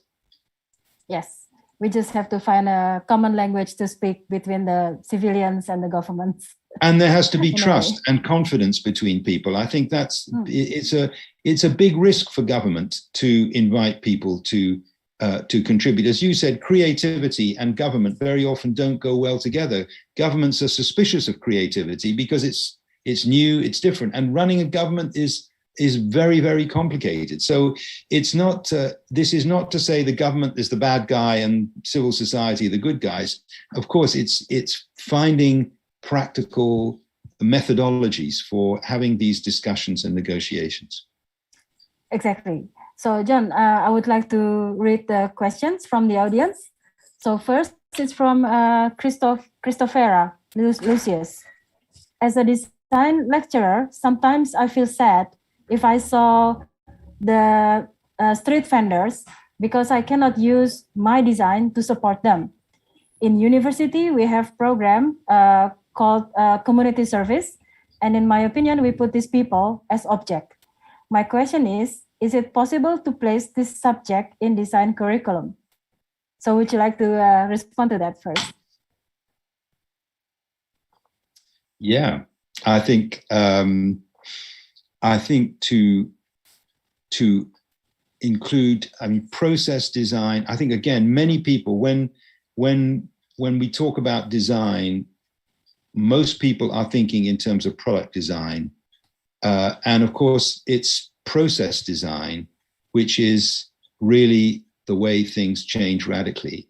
And thinking about processes and thinking about how to engage people in those processes is crucial. So I'm not sure if I completely understood what your questioner wanted to know, but I think, of course, these issues should be part of a curriculum. That design. So I'll give you another simple example.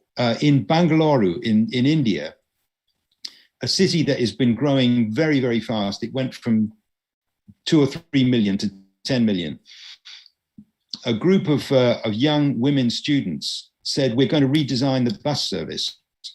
And they talked to women and children about how they use public transport. And of course, they came up with a completely different idea about how the transport system should work, because the people in the city administration had used a map of the city, and they had their bus routes going from one end of the city to the other. But most people are only traveling a couple of kilometers on the bus.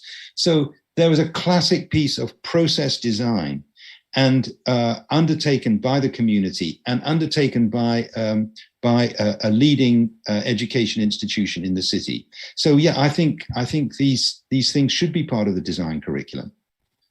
Yeah, so maybe a bit of information for you, John, because starting the pandemic, so starting this year actually, we have a program for universities to do the more practical work outside. So we like contributing what we know, contributing our knowledge to the real problem outside our universities. So maybe it has to do with that, I think, the questions. Yeah. Also, yeah.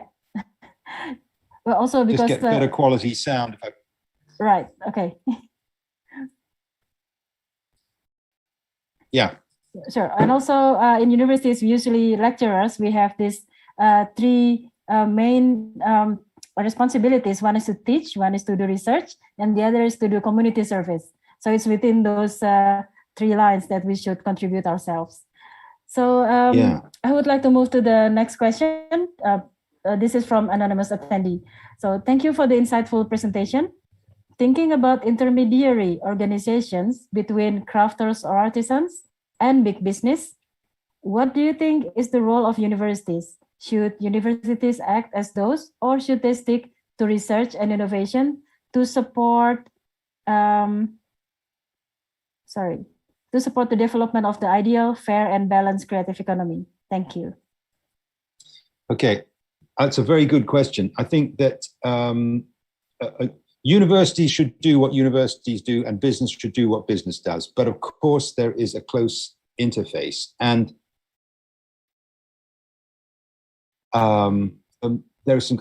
I'll give you one example in the UK at the moment. In Leeds, which is a city which had a very strong textile industry, but our textile industry has been declining because it is much cheaper for textiles to be made in Vietnam and China and Indonesia and so on. But the local university has undertaken some research, bringing together new thinking about materials, new thinking about the use of computers in design and cutting material, new thinking about distribution chains, about manufacturing techniques. So they're bringing the research expertise of the university and sharing it very closely with local textile businesses. They created 10 research fellowships to look at areas of fashion, of textile, of design, of materials technology. So they're bringing the resources of the university to assist industry. And I think there's a danger, because of course universities need to be independent of business. Universities cannot just be the research and development department of a company, because that's that's a corruption of the purpose of a university, which is the generation of new knowledge. But I think there can be fruitful exchanges. And it's one of the things that we are exploring in the UK at the moment, how to get a more productive interface between the kind of research that goes on in universities and its application in business. And I think in a way, the important thing is that universities have they're independent, neutral platforms. And a number of organizations that I've been involved in, if the government, whether it's local government or national government, invites people to come and discuss a particular problem, you have a particular kind of discussion. If a university convenes that discussion, it can be much more open-ended. And I think the role of universities as brokers and intermediaries is very, very important. And it's something which I think the university sector is going to have to take more seriously. I mean, the old joke in England was, it used to be that every town, every manufacturing town grew around a coal mine. Now every creative town grows around a university. So the universities are like the coal mines of the 21st century. And I think that's a good way of looking at it. It's the knowledge that is created in the universities that can then be used productively in industry. Yeah, this actually brings me to what you said before about teaching for society that no longer exists. And that's why we actually should find a new teaching models to prepare future generations, because we cannot teach them with materials that we know 10 years ago, because 10 years from now, they are facing different things again, maybe facing jobs that do not exist yet. So that's why we are in now in a transitional, interesting time, actually. Yeah, we with a group of friends, I wrote a book some years ago called Creativity, Money and Love, because we said that the three things everybody needs in their lives are creativity, money and love, but you don't get any of those things in school. Exactly. I should look for it. So, John, if you don't mind, we are on to the next question, also from anonymous attendee. What is your opinion on the risk of how such resilience and resourceful nature demonstrated by the informal sector is often weaponized as an excuse for state austerity or budget cuts, while the sector's creativity flourishes under a lot of constraints? How can it be supported in a non-exploitative way? It's a very good question. And I did, I hope with my quote from the Egyptian architect, I was trying to address that very often informal economic activity represents the failure of the state. So I think it's very important that we don't romanticize informality. Informality very often exists because there are no formal structures. And I think that we need to constantly push the state to fulfill what the state should do. The issue is, can the state use the creativity of the community more effectively? And a very, very simple example, a project in Buenos Aires in Argentina, in a big slum community, where the local authority wanted to put in a water supply, and they put in the pipes where the local authority thought the pipes should go. And they had a big company, they came in, they put in the pipes. Local people stole some of the material, sold it on the black market, so on and so on. In another community, and having learned from that lesson, the local authority engaged the community to plan where the pipes should go, to be employed in helping to lay the pipes, and to design the system and to run and manage the system. That's the state using the creativity of the community in an effective way to provide public provision. And I think your questioner is absolutely right to say that very often informal activity takes the place of what should happen formally. I mean, in the UK at the moment, we have the scandal of food banks. There are so many people in our cities who are so poor they cannot feed their children properly, and and voluntary organizations are providing food. I mean, that's a scandal. That is not what the informal economy should be doing. And I think we need to be pushing government to use the resources of the community more effectively, because that's a way of getting not just better services, but probably better services that are much cheaper.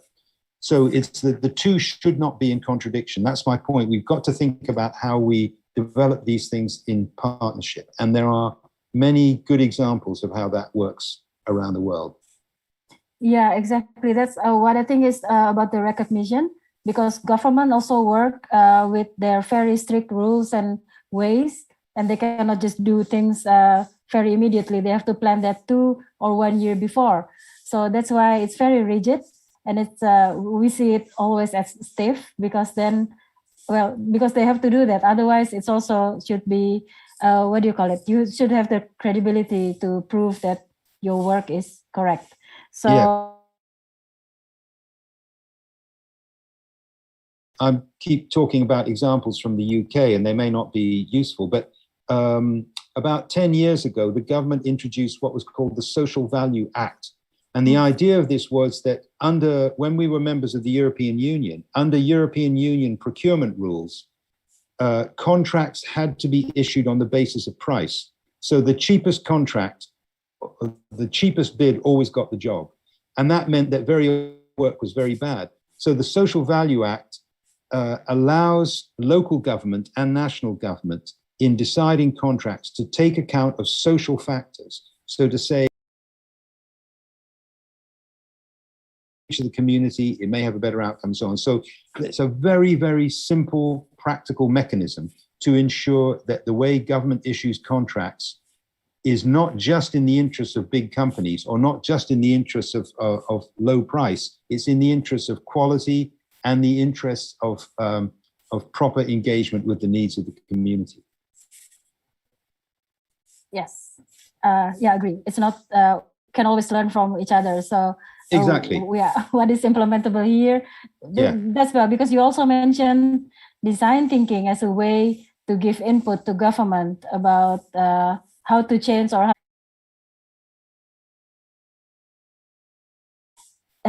Yeah, and it's a good. We also have some examples of how design thinking is used, because governments now also already opened more in a way that they use this participatory development system, which is more engaging. So, yeah, I think yes, it's a good learning object. And I think you know, I think that's why organizations are important, because very often when people have contact with government, they feel angry and they want to complain about everything. And having an intermediate organization can act as an interpreter between government and civil society, and that's a very, very important function. Yes. So next question, John. What would be the considerations or necessary steps to be taken to engage communities from the informal sector to play a key role and have more control over the development policies, given the gaps and barriers between the informal and formal? Well, I think there's a danger. Something that we've explored, as you know, Tita, in our research, is that we tend to think of this, there's formal here and there's informal there. But of course, actually, the division is not so acute. We slip backwards and forwards from formality to informality. I mean, I think that to engage people from the informal sector is absolutely crucial, and it's easy to do. And again, it can be done through intermediate organizations. I mean, I think I'm trying to think of a simple example here, but you know, one issue for many people working in the informal sector, they cannot get access to finance because the finance institutions don't want to deal with them because they haven't got a business plan, they haven't got any collateral, they haven't got a proper address, so on. So there are many ways of dealing with that. And I mean, the organization I helped to set up, Creative England, that's exactly what we did. We acted as an interface between the banks and creative entrepreneurs, because the banks would say, we don't understand these people, they're crazy. And the entrepreneurs were saying, the banks don't want to listen to us. Well, they needed to be able to talk to each other and to have a simple process of intermediation enable that to happen. And I think, that's, of course, we need to be engaging people from the informal sector in thinking about these things, because they are 60% of the economic activity in the world. And I think, particularly, I did mention this, but there's a very strong gender element to this. I mean, what we found out in our research, as you know, Tito, was that this is very substantially about women who are not able to gain a foothold in the formal economy or to set up a formal business, either because their husbands don't want them to, or the community doesn't like it, or because they haven't got the confidence or resources. But actually, a lot of this is about the role of women and ensuring that there's a proper equality of voices to be heard. So it's incumbent on government. It's important for government and the institutions of government to take the steps necessary to be able to engage people who feel that they are excluded from formal discussion and formal negotiation. Yeah, following on that, actually, the next question has to do with that also. So thanks so much for fascinating presentation.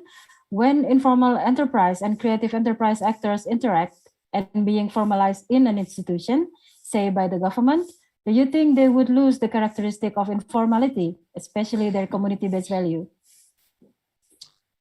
That's a very good question.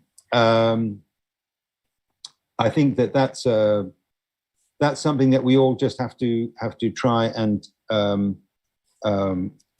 take on board. I mean, I think what happens is that there's a constant flow of people, and of course that's right. If one of the things that we have found in our research in the UK is that that we like to think of the informal creative artisan as being very, very innovative, but actually bigger companies are better at implementing innovation because they have systems in place. So it seems to me that we have to find ways of constantly refreshing the established businesses with the agility and new thinking of the new emerging businesses. It's an equation that has to be constantly written. Of course, it's true. When somebody becomes part of a company, their attitudes may change.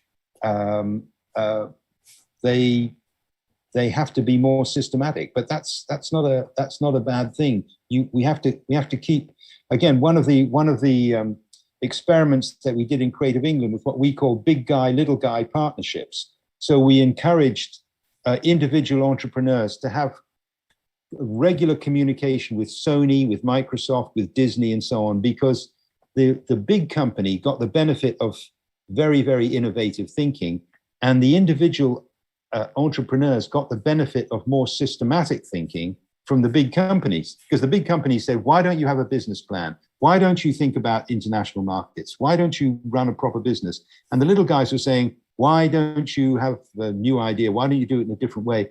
So there's a productive exchange between the two. And I think that's again, this process of intermediation.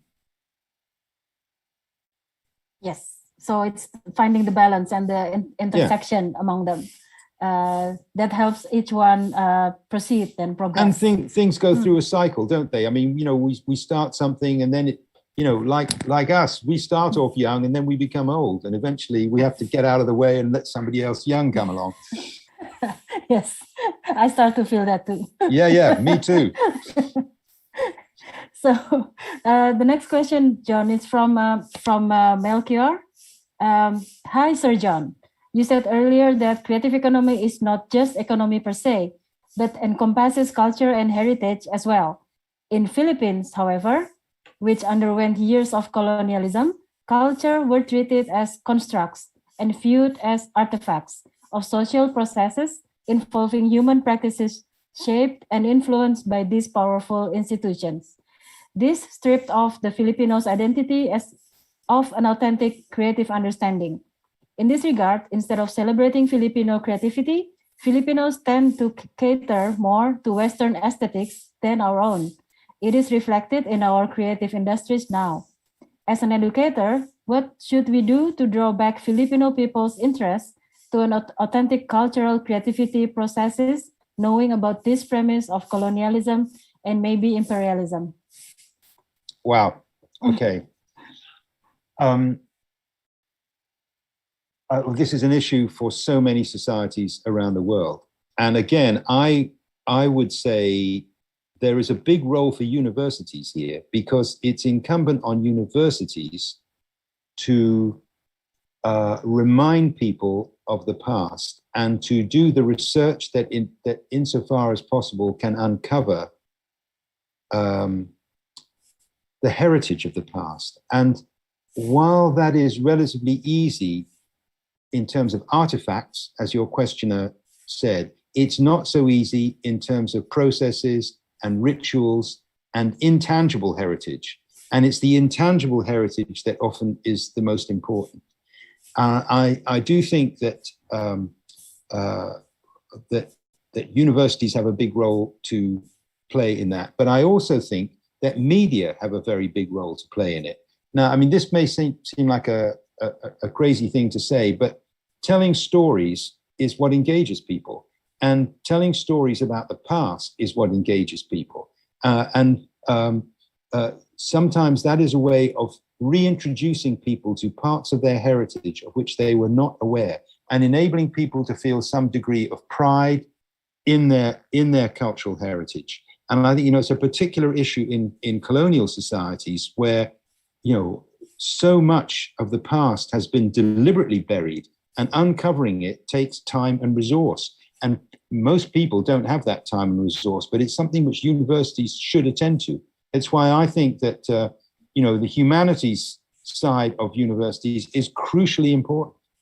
Santayana said, those who forget their past are condemned to relive it. I mean, we need to be able to get in touch with the heritage of our community. And that is much more important as intangible heritage. It's the songs, the stories, the language, the conversation, the cultural norms. And the way those things can most easily be brought to life is through telling stories. Of course, sometimes those stories are very romanticized and are unreal, but it's a way of engaging people. And I think it's something that we don't take seriously enough. That actually reminds me of this conversation we had at the G20 cultural discussion about heritage, because sometimes even history is being rejected because it depends on who perceive it. Because history sometimes is, of course, written by those who wins, but then that makes people in a certain area reject artifact or a site or the story of the site, because it feels like it undermines their maybe heritage or culture or their own family lines and so on.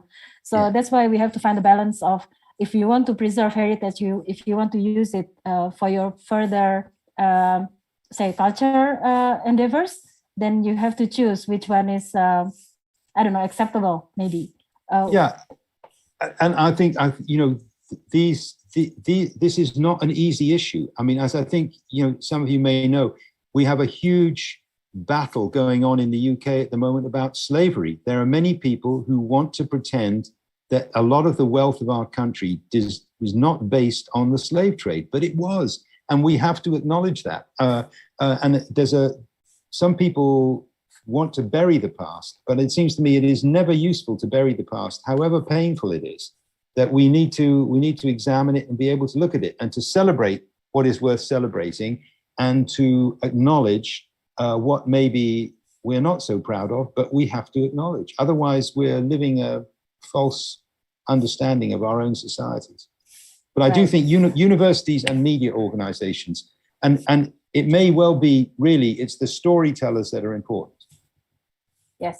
So, John, we've been talking about many things, and I think we can keep talking because everything is so interesting right now.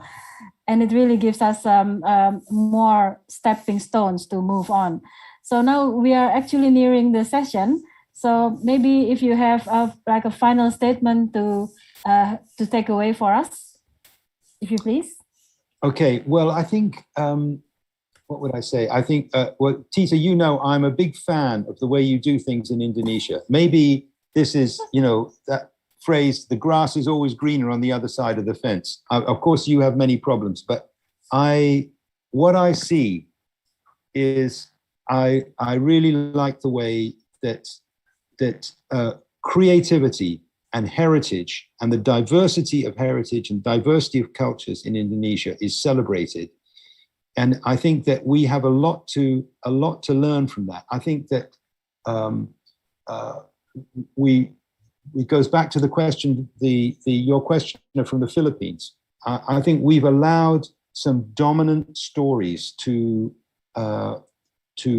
rule the way we see an awful lot of creativity. And at the simplest level, this issue of the creative industry still being seen as something which is a bunch of guys sitting in a Starbucks with a laptop. You know, the creative industries is also those women in India who are weavers. They're not sitting in Starbucks with a laptop. I think we have to have a much more inclusive understanding of culture and heritage and the role that they play in our society. And I think the real issue is in the past we've allowed our societies to be organized with an economics department, an education department, a culture department, whatever. We have to be thinking in more integrated ways. And if one thing has come out of the COVID pandemic, it seems to me that we understand that you cannot separate economic well-being from emotional well-being. You cannot separate economic wealth from cultural wealth. The two go together, the two reinforce each other, or they diminish each other. So finding ways of how we bring these different elements of our lives together. We do that in our personal lives very easily, but we're not very good at doing it as societies. And I think that's, again, my final point would be, that's one of the roles of a university, to be thinking about how different kinds of knowledge, different kinds of experience can be brought together to enrich the whole. Thank you, John. Thanks so much. We're so grateful for your presence. And especially what has been mentioned is really relevant to us, because the Faculty of Art and Design and ITB, we are neighboring side by side within ITB with Faculty of Science, Engineering, Business, and so on. So this is actually a huge opportunity for us to work together, multidisciplinary, and to find a common goals. Well, thank you for the conclusion as well. And just curious, because if everyone wants to know more about the informal economy that you mentioned, the research, you can go find the website at the PECWES. I will provide the link afterwards. So if you want to find out more about the research and about the Policy and Evidence Center UK, of which John is the chairman, then we can also look forward to contact John, because he also left the email address, John, so you can have further conversation. Yeah, no, please, if anybody has another question or a comment, I'd be very happy to hear from them. Yes, we'll do.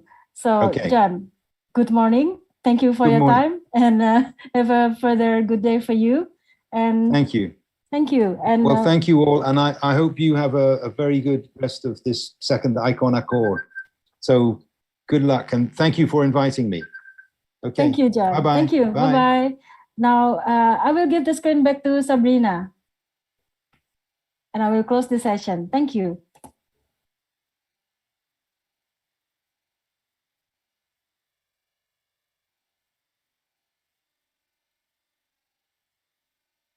Thank you very much, Mr. Newbegin and Butita, Dr. Larasati. That was a very eye-opening and insightful talk for the second plenary session. And thank you to all audience and to those who sent in well-thought questions to the speaker and the moderator. We will be continuing the plenary sessions tomorrow. Tomorrow's keynotes will be delivered by Professor Dr. Marta Zarza of the University of the State of Mexico and Dr. Adi Nugraha of Institut Teknologi Bandung. Join Join us for the parallel sessions and the announcement for best presenters as well tomorrow. The plenary session tomorrow will begin at 9 a.m. Western Indonesian time, GMT +7. I would like to remind those who have registered for the postgraduate workshop session, which will start right after this, that the link to the workshop has been sent to your email. The workshop will be led by Dr. Chaitanya Sambrani of the Australian National University, Australia, and will start right after this at 4 p.m. Western Indonesian time. And that concludes the main agenda for today. Thank you for tuning in and participating in today's event. I'll see you all tomorrow at 9 a.m. and have a great day. Wassalamualaikum warahmatullahi wabarakatuh.